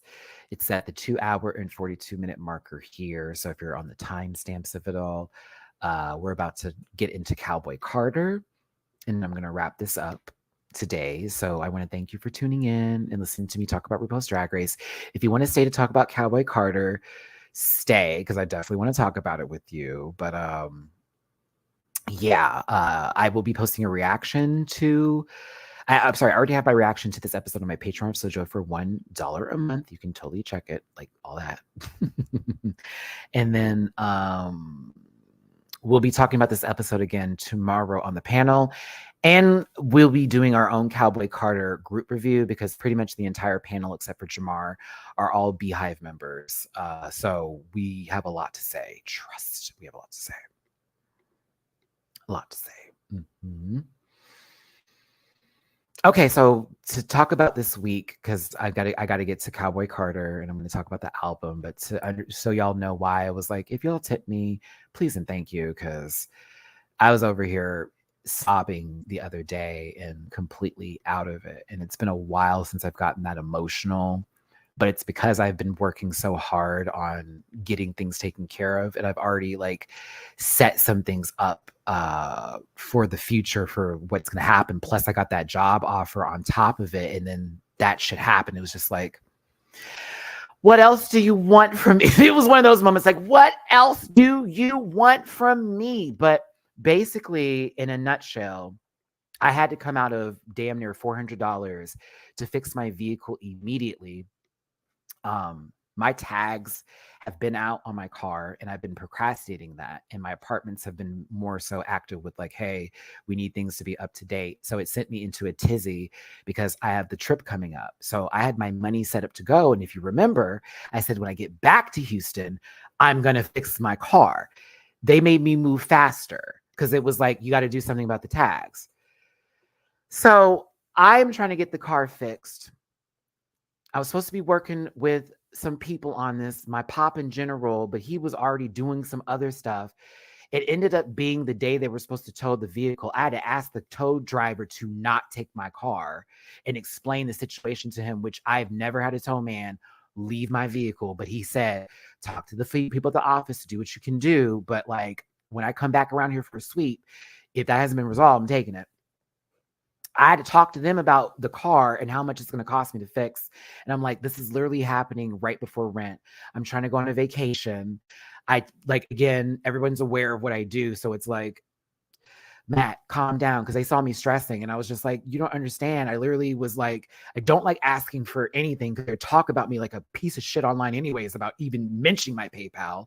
I literally had everything set up to go to where I can pay my rent. All my bills are good. I can enjoy my vacation. And now you're telling me I have to get this, this, and this, and this, and this, and this done. So then I go, because mind you, I thought it was just a starter in the battery. So I go to the mechanic.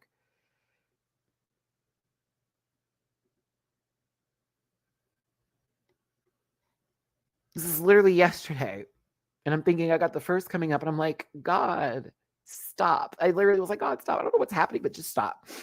Guy's like, it's about $400 because I had to get a new battery. My whole battery died because my car stopped starting and the battery wouldn't turn off. So the battery just drained. So $200 for a battery. They had to do an oil change and all these other things to it. And they had to get the starter back going. And apparently what happened with my starter, something was jammed in between my vehicle's engine and something else. I don't know what the guy explained to me. He's like, we had to do a lot to get it out. So that was about $400 right there. The car is not fixed though. Like I don't have my tags yet. Because do you want me to pull up this bill? They said $875 are left on the car, which is not that bad for an older 2010 vehicle, right? That is still a lot of money. I have DragCon coming up. I had my trip coming up, all that kind of stuff. So I just told them, I was like, hey, I just need the car to work today. Can I just pay the $400? And then whenever I come back, we just get this done. And the guy is like, yes, you can do that. You know, don't worry. Cause they saw me like getting emotional in the mechanic's office. Cause I was like, I'm just trying to go on a trip. And this makes me feel so irresponsible. And that this is what I get for procrastinating. I started like almost beating myself up in the store. It's not a lemon. It just needs a tune-up. It needs a tune-up and a gasket valve change. The guy actually said I kept the car in a very good condition. He says the issue was when I was driving the vehicle, he's like, I feel like you could have taken this to the shop sooner. And you probably felt like the car's fine. And I said, yeah. So it's like, it's really all my fault, which is another reason why I was beating up on myself. Cause I'm like, bitch, I could have done this months ago, but I was so focused on everything else and doing everything else. I let this happen. And why not let this be the thing that takes place right before my trip? So I came out all that money, came out like literally went into the vacation fund out, took out some money from the rent fund out, paid for that. We're good to go. And so like for me, now I'm like, okay, now I'm back to being short again for this trip. And it just sucks. So yeah, I just am over it. That's why I was like, if you send it to PayPal, Cash App, or Venmo, I can receive it immediately. It'd be great. You don't have to, but like, I literally just broke. I was like, why God, you don't understand. Now that I got the car working again, I don't have to take Ubers. I don't have to Uber Eat anymore. I can have the car go. I can fix it if I just fix it. So when I come back from my trip, I am going to go right into get the car fixed, get the tags up to date, make sure everything's good to go, and never put myself in that situation again. But I got to thank you. Whale, thank you so very, I always feel like I say your name wrong. Whale, Benali, you've been in my chats for a long, long time. I've noticed you for a good little minute. We've also talked off of YouTube before. This is more than generous. This is a blessing. I thank you so very much. I hate that I can't see this until next month because YouTube is, YouTube. But this will be a blessing when I get my next check for next month, like beyond, you don't even know. So God bless you and all my blessings to you. And I really appreciate you. Alicia, thank you for the super chat as well. Thank y'all. Love you down. Got to finish here at work. I understand how everything happens at once. Please enjoy your vacation. Thank you. Thank you again, baby. I thank you all so much. So in a nutshell, that's what was happening. Well, that was more than appreciated. I'm so appreciative for that. And DW, I saw you on my Cash App for the Kim Petras chin hair show. Shut up. Thank you, friend.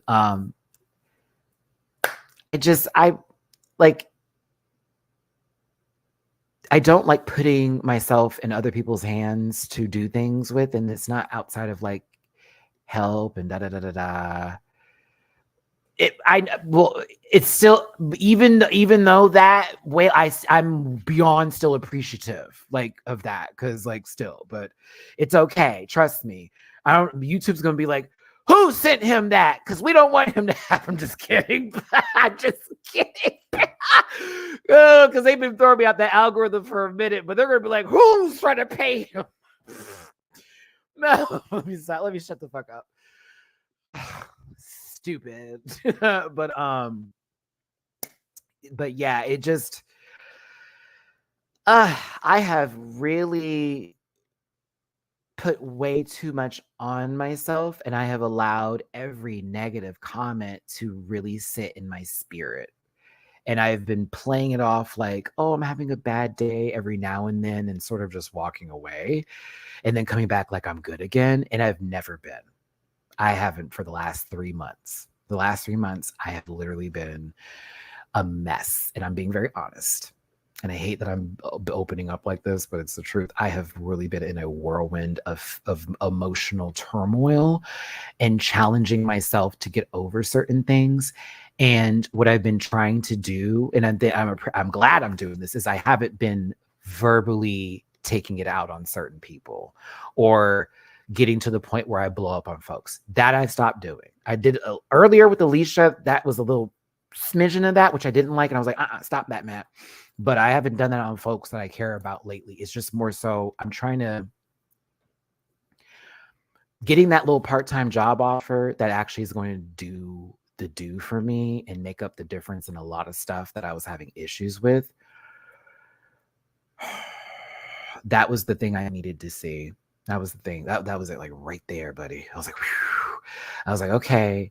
But it just now depends on if I'm gonna, you know what I'm saying? I gotta sign the contract. And once I sign that contract, I'm like, all right, Matt. All right, now we're gonna be back on scratch because the job has to do with marketing for this company online. It's like a medical company. I can't talk about it too much because it's a new company and it is related in reference to my family's business or a portion of my family that is pushing me into this, that want me to work. Again, they love what I do, but they're very much like, Matt, you can do that and do this. But I told them, and mind you, it's been something that they've been talking about and everyone's been trying to get me a part of because we do that often with our family. It's like, keep it in the family, right? They don't want me to quit what I'm doing because they do appreciate what I do. My dad actually loves this for me. He thinks it's great. But he didn't want to take me out of this because there were other job opportunities he's had over the years where he's like, I felt like I would have just taken you away from what you want to do and you would have spited me. So now it's like, I actually have a position where we're going to really need you. And if this doesn't even work out, I have someone else I can get you to who literally is asking for the same thing. I just want first dibs on you. So I'm like, okay. And I saw the company. I saw everything for it. I watched, proud of my dad. He signed over this new stuff. My dad is 77. He's still working. I wish he would stop, but I wish he would stop. Well, it's gonna have to do with like marketing and social media, and it's gonna have to do with basically advertising and working with other advertisers in reference to, and I can't tell you the name of the company just yet, but again, with what we're selling and the products and stuff like that's gonna be working with. So I will be working directly with investors, people in the marketplace that also may be wanting to use the products that are going to be provided, and then basically be the front person through that and then get them to the next set of people. So I'd be working on that level of who do you want to talk to about this? This is what we offer. Let me see what you're going through here. I get you to the next person.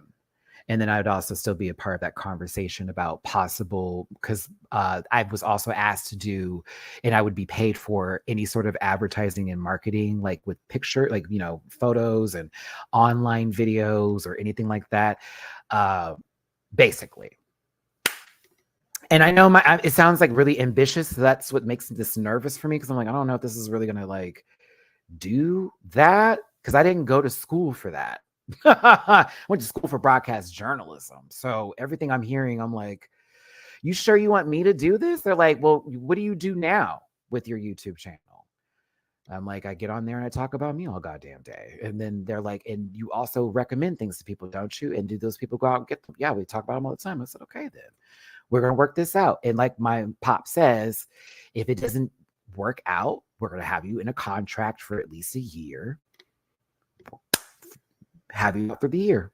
And that way it'll get you something to do, get a little extra money in your pocket, and maybe you need that time to step away. So I think it's going to work. And I think it's a positive thing. I just want, when I get more information on it, I'll feel a lot better. But for the initial offer and then me seeing everything go through, I was like, oh, you're not just talking.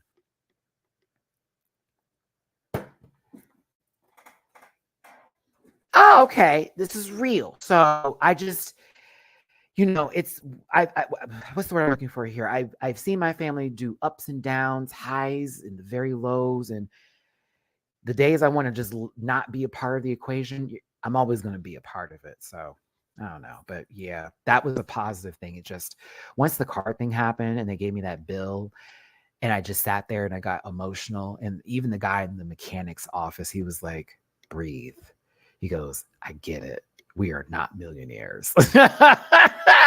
I needed to hear someone say that to me. Y'all don't even know. I needed someone to say that exact, like, we are not millionaires. We are not rich.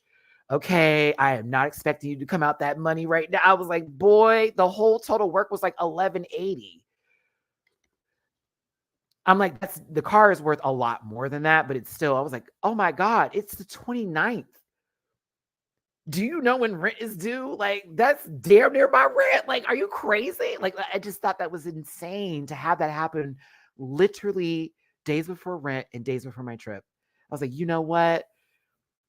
Man, if an asteroid were to hit the earth right now, good timing. That's how I felt yesterday.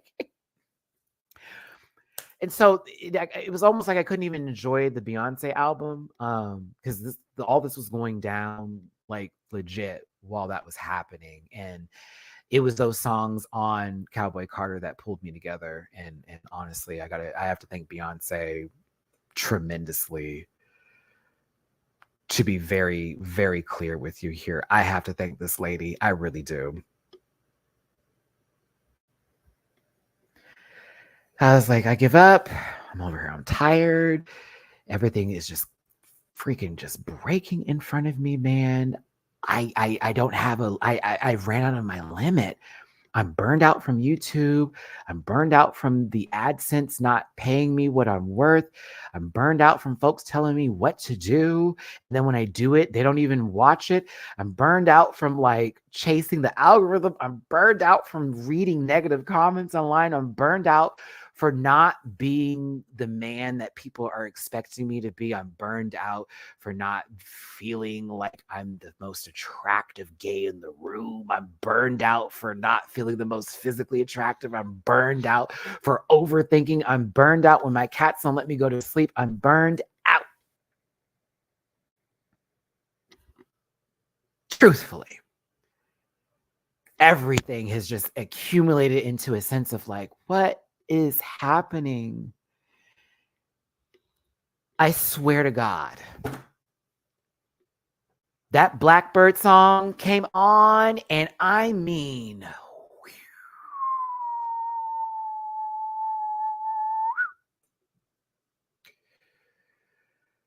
all I hear is that guitar and those vocals.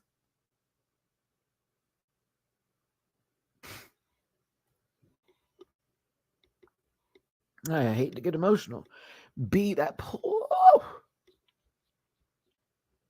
Because American Requiem was so good. We're talking about the Cowboy Carter album now, and I got some tippy poos I need to thank y'all for. I just want to get the first song that did it for me. I know the song from Paul McCartney, and I love his version. Something about seeing a Black woman sing that song and what it means. I don't know why it just like really hit like hard. And then she put all those Black women in country music right now. And then it's the lyrics, especially after that day. Sorry. I know there was that movie, the song is written about Black women, but the lyrics for the day I had. Oh.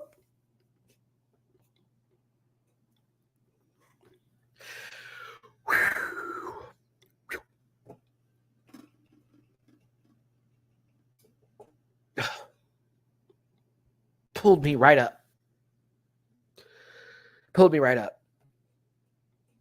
The vocal layering on the album is undefeated.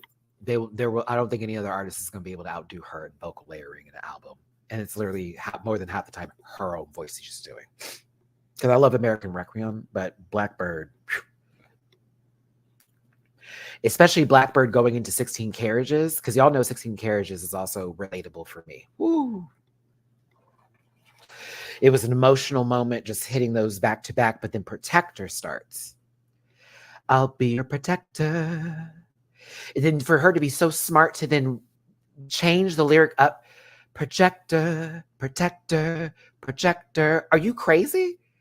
Y'all call this lady untapped? Like, I'm sobbing to that.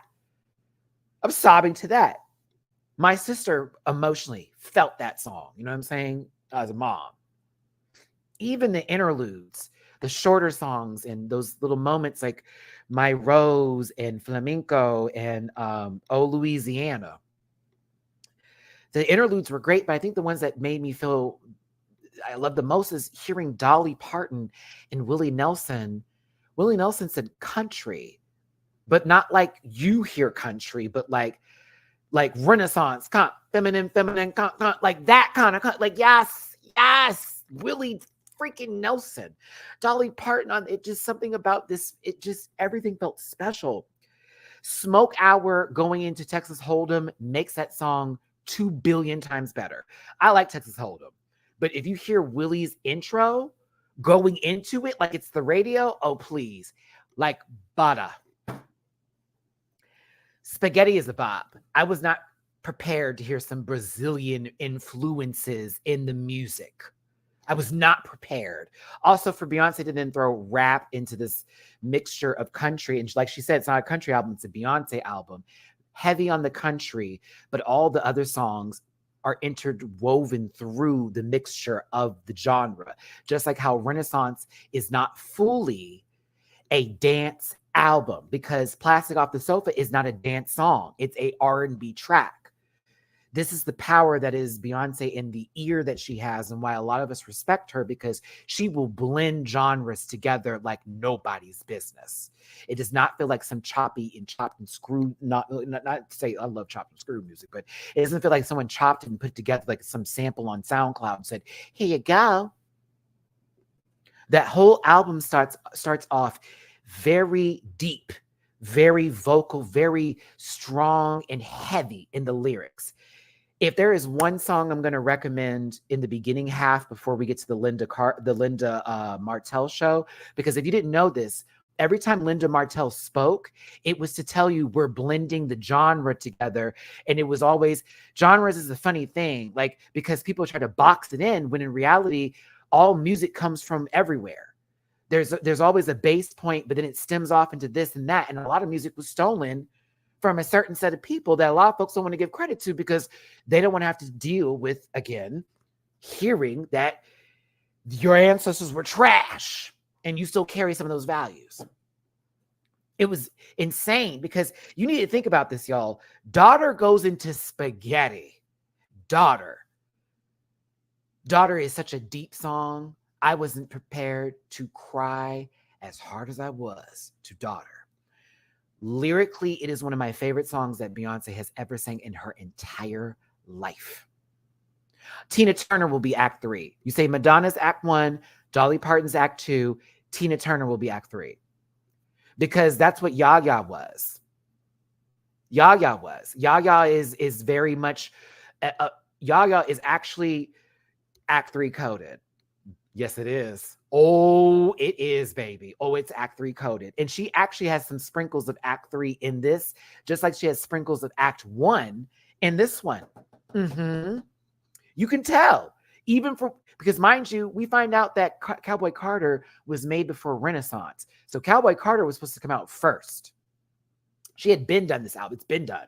There was nothing new she needed to add it to it. The pandemic happened. She said, we're coming out of the pandemic. They need something to dance to. I will let Renaissance go first. So in reality, we would be getting Renaissance right now, and we would have been had Cowboy Carter.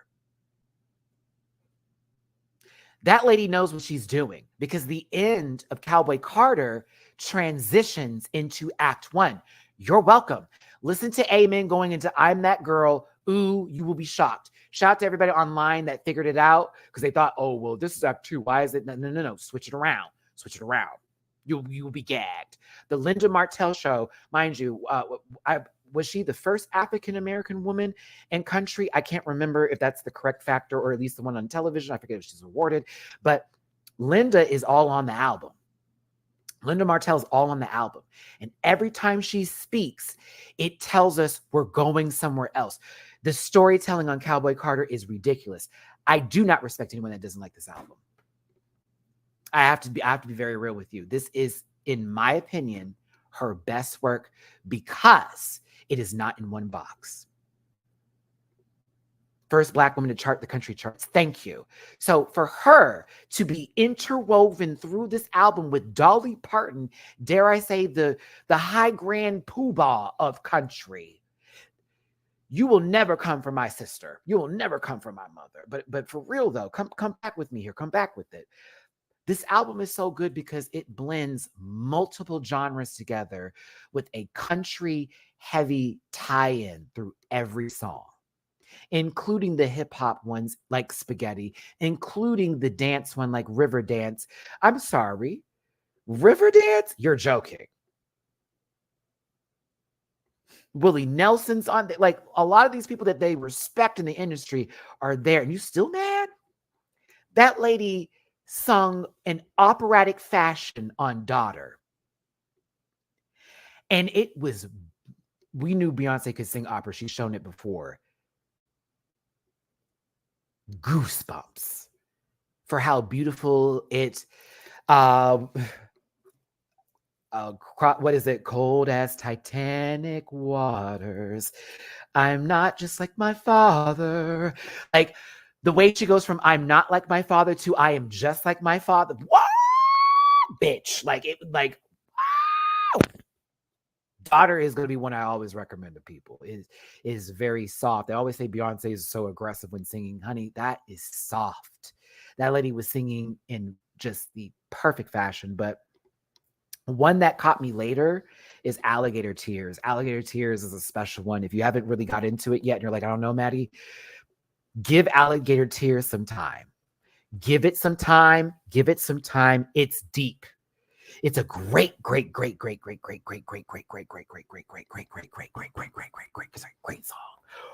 It's good. It's good. It took me a few listens because the first time I heard it, I was like, something about this says come back. I said, I'll keep coming back to you. Go back to it. It's a good song. Great, deep, it's good. It's great. Now, here's where I kind of lost my grip on reality with the album because I already enjoyed a lot of this. I would have enjoyed a lot of this. You know, I would have enjoyed a lot of it. When Smoke Hour 2 came on, the only song that I don't listen to, like the whole album. I have literally just one song, and you're probably gonna be like, really, Maddie?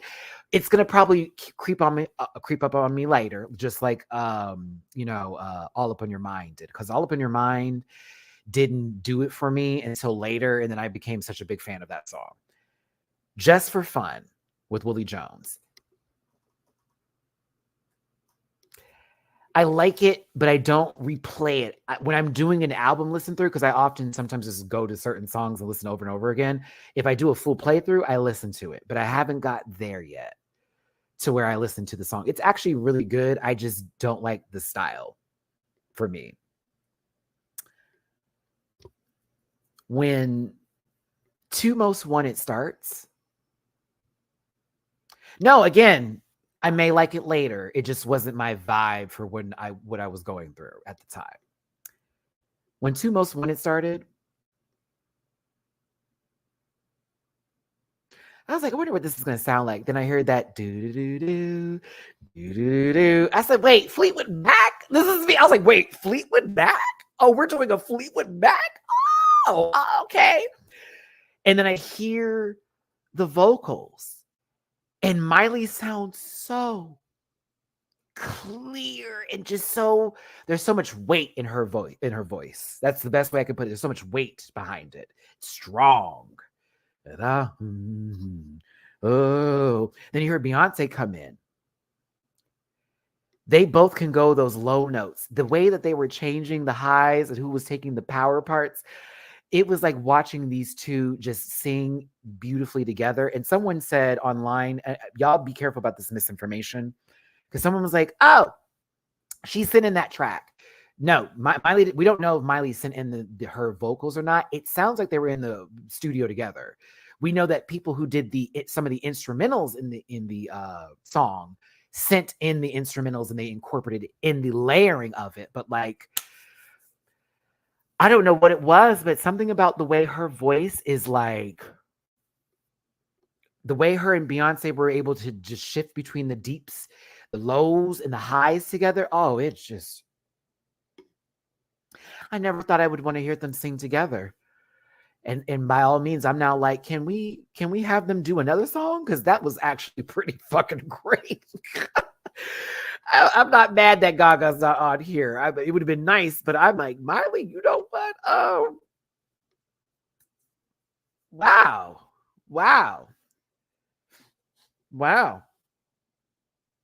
I thought it was fabulous. I don't like Post Malone at all.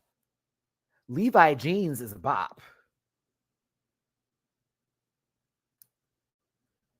I'm glad, Omar, I'm actually really thankful, especially how racist the Swifties have been over Beyonce in this new album. I am so thankful she didn't work with Taylor.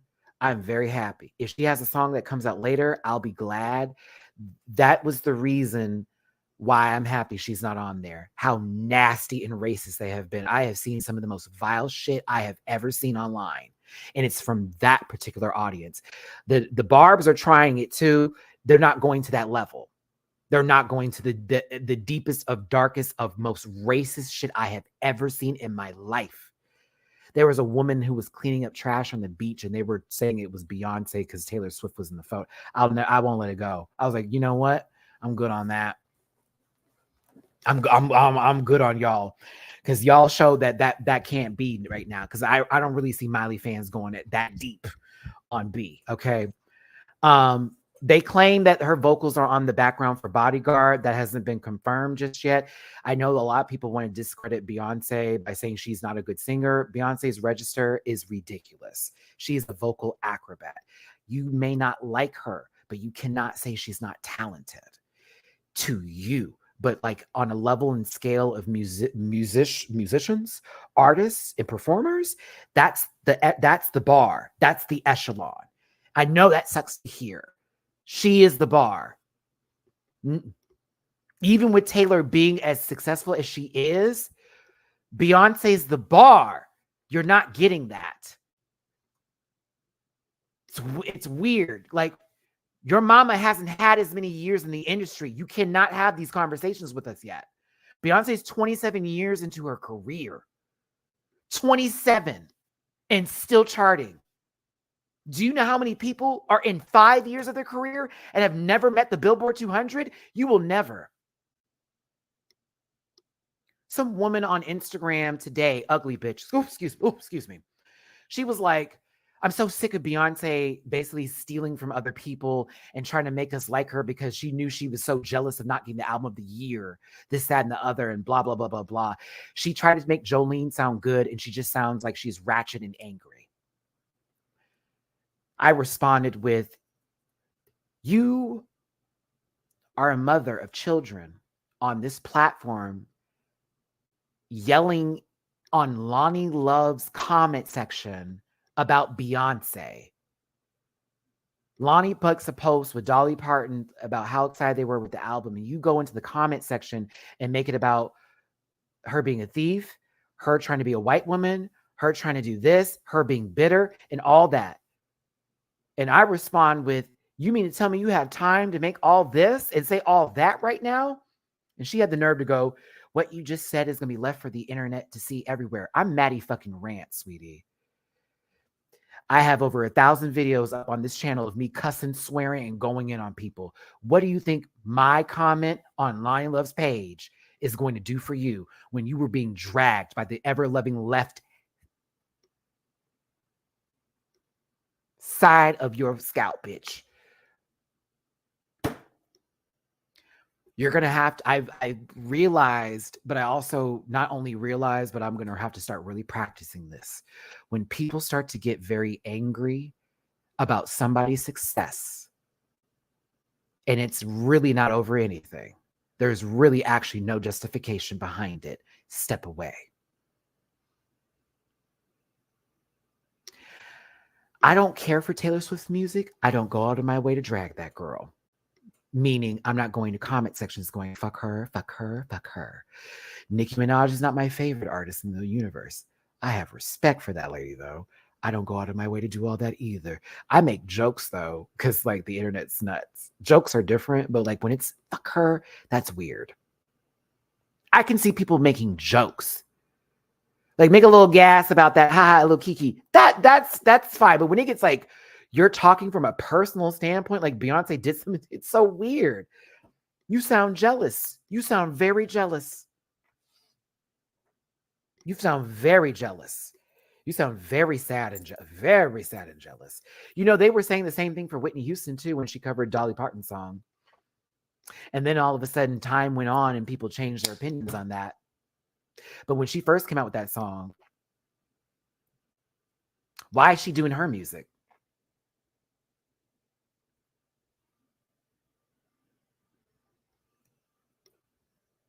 You didn't live long enough for that one, kid. So haven't been on Earth long enough for that one, but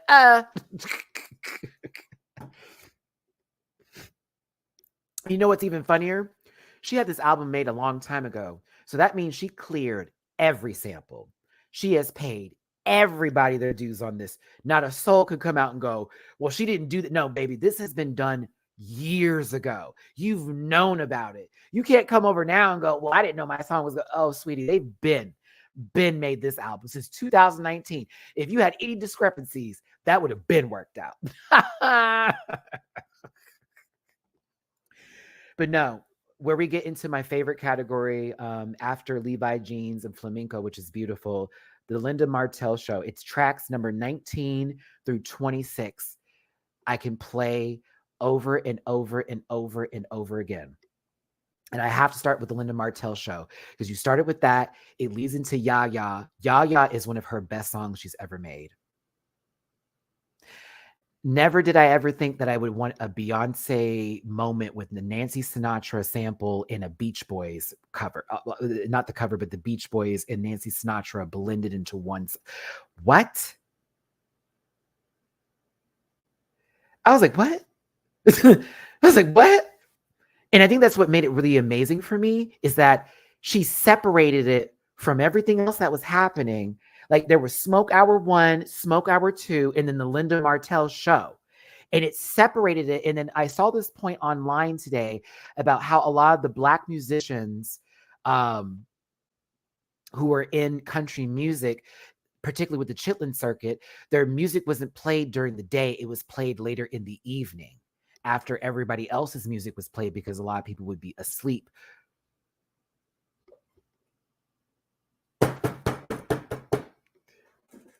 Like, are you here? Are you clocking in? Are you hearing this? Like, are you hearing this? And y'all, I'm about to get the tippy poos, but I gotta get. I'm gonna roll. The fact that it starts to blend into R&B, into house and dance, into the other genres, while incorporating and intertwining country music, it's brilliant. And all of the songs are like, go listen to them. River Dance is not a dance song; it's country dance. Two Hands to Heaven is R&B and country. Listen to it again. There's mixtures of it all in between those songs. Even with Sweet Honey Bucket, that's Jersey clubhouse, Baltimore club music mixed in with country, thrown in with a little hip hop. Tyrant is very like, I don't want to ride it. I gotta ride it. Yeah, da da da da da da. I didn't get a vinyl. That's not my take on it. Beyonce, take their money. I got a box set. This is why I wasn't doing too much. No, I hope that they fix that. I feel like that may have been an error. That was an accident or whatever when it came to shipping those. But you know, Mama's really good for fixing those problems. So I wouldn't be too concerned about that. I'm getting a CD, so ain't shit gonna be missing on there. And my car still has a CD player, so I will be able to listen to this whole album at full capacity. I'm very excited for that.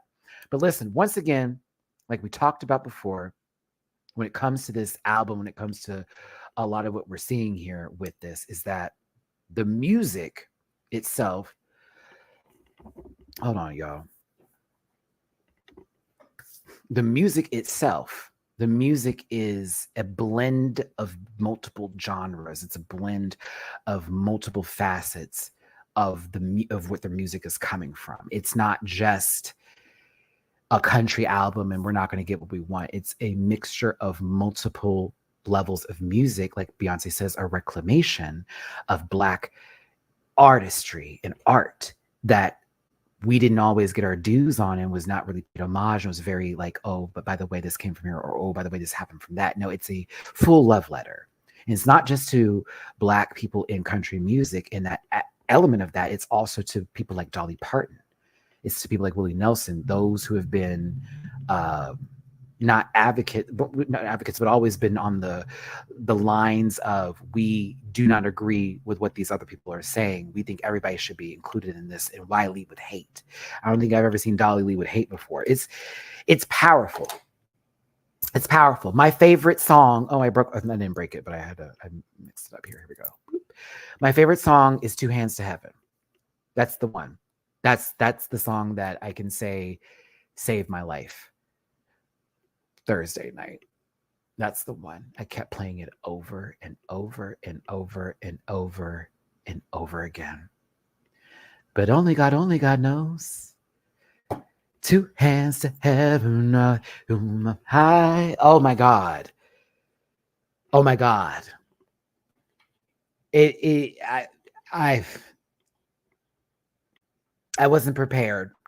Like, just how like Move got me and America Has a Problem did that for me on Renaissance. It was Desert Eagle, River Dance, Two Hands to Heaven, them three. I like Tyrant, but them three alone, like I swear, if Beyonce had ended it with Two Hands to Heaven, I'd been fine. I'm like, oh my God, like that song pulled me right back up again. And then I played Blackbird consistently too that night. I played Blackbird a lot before I went to sleep. I actually went to sleep on Blackbird because I had to have my headphones in. I sometimes play music when I'm not feeling well. I just want to like go to bed and do it in a good mind. I play like really softer music. Blackbird did that. Definitely did that. Ooh, pulled me out my funk. Pulled me out my funk. Excuse me, I'm sorry. It's a 10 out of 10. It's a 10 out of 10 for me. I think it's her best body of work. It is, to me, the best showcase of her vocal talents, and that she is not limited to any genre. or to any sort of brand, and she is what she is, a force to be reckoned with. That's my thoughts on Cowboy Carter. I'll talk about it again further. You'll see the reaction on Patreon, all that kind of stuff, and tomorrow with the panel. But it's a 10 out of 10 for me. Renaissance was my favorite album of Beyonce's, and prior to that, it was Beyonce self-titled and then B-Day. But it's very much related, especially as me, like a Houston Texan, is her best work. I can't relate, Lisa. I wish you well in that journey with Act 2. I can't relate. It really, everything about it. I don't like country music. This lady's got me really listening to guitarists, like strumming a guitar and giving you this full-on vibe and everything about it. Like, she pulled me into a place I never thought I would even touch, be loud and be even feeling good. And it's her best album. I have a feeling Act 3 is going to top that. I have this really bad feeling Act 3 is going to top this. And I think she's going to retire after Act 3. I think so. I think Act 3 will be her final hurrah. I don't know. I hope it touches you more. I hate saying that. It's kind of gross. I hope that you receive it better, or that there are songs that you can really resonate with. Like, you don't need the album to say the Act 2 is not good for you. Maybe it's certain songs on Act 2, Lisa, that really you respond with. Because my friend Gerald, he's like, I don't know if I can get in the country. I said, go to the Linda Martell show. After that, he was like, oh, Matthew, he goes, that entire last third is what I was looking for. I said, see? And then now he's like, oh, but I like actually this one now. And then I went back and listened. I actually like this one now. It kind of worked in that sense for him. So it was like he had to find something on it to go, yes. And then he was like, okay, let me go back. Maybe I missed something. Bodyguard is also the one I tell people, maybe you don't like it, but try listening to that one and see if it really resonates. Bodyguard feels like it's supposed to be in an indie movie. Yeah, it feels like I'm about to watch an indie movie, and it ended up being popular, so I had to do a major release. It was like a road trip scene. Also, another thing I think this album is meant for road trips. This album is meant for long drives, long plane rides. It's almost like the album itself is a journey. Ooh, best way to describe it. It's a journey. Yep. The album is a journey to be appreciated on journeys. Oh, there it is. There it is. Like, me and C. Diggy were talking about, like, ooh, can you imagine if we got in the car and played this motherfucker, like, just to take up an hour and 20 minutes of our ride somewhere? Oh, that'd be great. It does sound very good in the car. I will admit this, because when I was listening to it in my headphones, I loved it. But when I was in the car earlier today running errands, I was like, oh, shit, this is kind of, so this feels, I almost didn't want to get out the car. I was like, I was just sitting in the car and just listening to the music. Like, yeah, I want to say Beyonce will retire after Act 3, but knowing her, and I feel the Virgo in her is not going to allow her to, she will have the longest of breaks after Act 3, and whatever we get afterward will be probably the final project. More than likely. Because by the time, like, let's say she gets Act 3 out there and then she takes a break, by that time, the Rumi and Sir will be like in their teens, and Blue would be what, probably going into 2021. I want Act 3 to be rock and jazz, specifically Sade coded, where they can mix up the beats too, like, you know what I'm saying, like we've been doing. But I want Act 3 to be Tina Turner inspired, Sade inspired, soft rock. Yes. Oh yeah. Oh, down. And for her to throw in a few jazz moments, like Sarah Vaughan tease, and like really mix it up just a tad bit. That's what I want her to do. Yeah. Because I feel like music is also going to be going into that direction when she wants to do that. Like, we're going to be getting more rock heavy influences at the time, because Beyonce has been very good at making sure what music comes out, she's either in front of the pack to start up the movement, or she is going to drop right at the end of it to close out that chapter and be like, okay, we can move on now. I think that would be great. I want her to almost cover this is no ordinary love. No ordinary love. Or no. Beyonce needs to sing Paradise.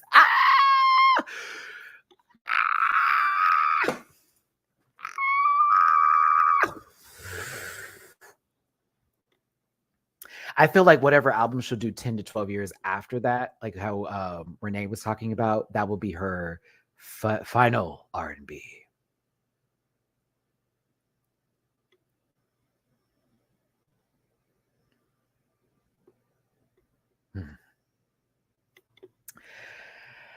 Those are my thoughts on the album. I'm literally about to go listen to it right after this. Like, I'm so serious.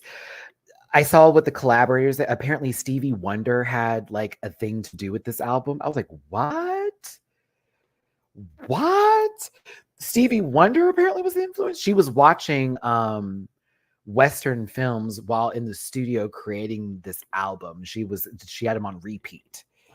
And she was trying to keep the vibe and the energy going for that. I think that was crazy. I was like, what? Oh, Ray co-wrote Riverdance, one of my favorite songs. So that's probably why I like it, because Ray is that girl. Like, what? Oh my God. I don't know. I think one of my favorite things to see that came out of this. Yeah, one of my favorite pictures that came out of this so far is Beyonce as Sephiroth. Dun, dun, dun, dun, dun, dun, dun, dun, dun, dun, dun, dun, dun. All right. I had some tippy poos that came in after I told y'all what was going on. I want to make sure I give y'all some love, and I appreciate y'all letting me get that out, as well as get out the Beyonce stuff, because it was just sitting on my spirit, and I get to go back and listen to it all over again. I'm so hyped. Let's see here.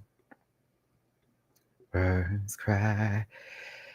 Everything's out of order. Okay, Ray Sean, thank you for the cash app. Tippy Poo, sending light your way. Enjoy your vacay. Lachelle, thank you so much for the Tippy Poo. Love you, Maddie. Hearts, right back to you. Natasha, thank you so very much on Venmo for Miami, honey. Oh my God. Natasha, a portion of this is going to go towards the tips for Palace Bar, because everybody that's coming on the trip has confirmed they do want to do the drag brunch, which is that's my contribution to the event planning, because I think everybody sort of has their thing that they want us all to do together, and mine's the drag brunch. So that's going towards the babies.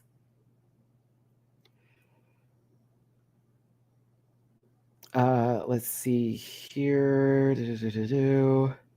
I hate when my phone does this. I would like to read these things. There we go. Nick, thank you so much. Hi, Maddie. Here's something for your trip. Hope you have a great time. Thank you, baby. Thank you so very much. The bluebirds fly. Mm-hmm. Mm-hmm. Mm-hmm. Oh my God, it's in my head. It's in my head. It's in my head. All of it is in my head, bro. It's really there. I just got, what box did I get? Let me show you what box I got. Thank y'all. Thank you to everyone that sent me a tip today. Thank you to everyone that sent me a tip. The super chats also were extremely, extremely helpful. Thank you. If you didn't tip today, just your presence here, listening to me talk about Drag Race and Beyonce, the holy trinity the holy duo of gay. I'm just kidding. Drag Race and Beyonce, it means a lot. The views are very helpful, as well as you in the comment section leaving a comment for the algorithm purposes. So trust me when I say, like, it's beyond, and I thank you so much. I wanted to show you something. That's why I was on my phone. Where is it? Kelly Rowland was in Japan at that signing. Did y'all see that? I said, Kelly, what you doing over there? Let me find out you're on the bonus track. Oh, I was going to show you the merch. Thank you. That's what I wanted to show you what I got. The one that I specifically got. Mm-mm-mm. Do. I have to delete things off my phone. Anybody else have that problem? I'm at that level. I really have to delete things. I have way too much stuff on. I mean, I do a lot of this for content, but I have the 526 gigabyte iPhone and I'm still running out of space. But I save everything, especially if someone tries to come up and be like, I never said that, Maddie. I was never talking about. Let's look at how evil you are. Gage, thank you, baby. Appreciate the tippy poo. Can't wait for your CC reaction. Oh, yeah. I'll have that posted tomorrow before the panel. Take me a good old nasty nap.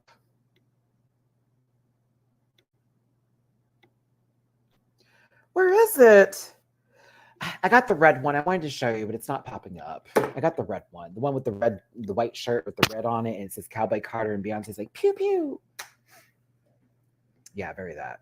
Okay, we got the same box thing. Cool. I'm excited. Mine comes tomorrow. No, not tomorrow. It comes on the 1st.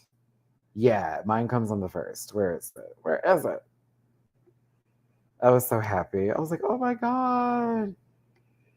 Yeah.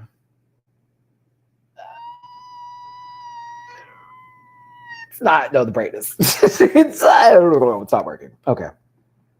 All right. Okay, everybody, I gotta go. I thank you so very, very, very, very, very, very, very, very, very, very, very, very, very, very much for tuning in with me today and being a part of this equation and conversation. Oh, we got super chats. Come back. Hold on.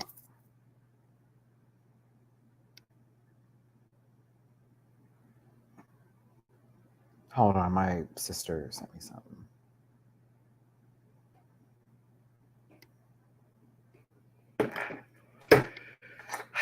My sister's like, Tyrant is the best song on the album, Maddie, next to Protector. Oh my God, I can't stand it. My sister's silly. Hold on, we got some super chats. Again to Whale, thank you so very much, so very, very much for that really generous super chat. I appreciate you. Drewski, B made it do what it do. Yeah. Do what it do. Yeah. Do. Yeah. That it's so much fun, isn't it? It's like you be like, yeah. Drewski, Nancy Sinatra and June Carter Cash stand online. June Carter was about that smoke the other day. She said, if you like our music, then you need to like this other Carter, because as far as I'm concerned, she's family. I said, oh. I said, June, don't make them hate you, girl. You're going to make them hate you. I was here for it. Thank you, Drewski. My bad. Almost missed those, baby. But watch RuPaul's Drag Race on MTV and your other streaming platforms. This episode is available and my reaction is available for your consumption on Patreon. Stream and purchase Cowboy Carter by Beyonce, her 8th album, already projected to be her number one 8th solo project, which I live and breathe for. I said, whew, honey, we are so thankful that The Gift was considered a soundtrack, okay? Even though that should have been also number one. So, but anywho, appreciate you for tuning in today. For those of you who may be watching this later, you want to drop me a little bit of love, it's PayPal and Cash App and the Venmo is right there. For those of you who sent me love today, my heart, and I appreciate you. For those of you who listened today, my heart, I appreciate you. For those of you who just tuned in and gave your boy a little bit of slice of you, just a little time, you got my heart. I'll see you tomorrow with my best friends as we talk about RuPaul's Drag Race and Cowboy Carter. And I'll see you Monday for UK versus the world. I'm very happy for my friend. I cried. I was so happy for my friend. It was weird because I'm like, oh my God, my friends are competing. This is hard. That was me. I'm like, this isn't fun. I don't like this. People that I know and care about are literally in. That was tough. I had a tough day with that one, bitch. Woo. Okay. I'll see y'all later. God bless every single one of you. Until next time. Listen. Yeah.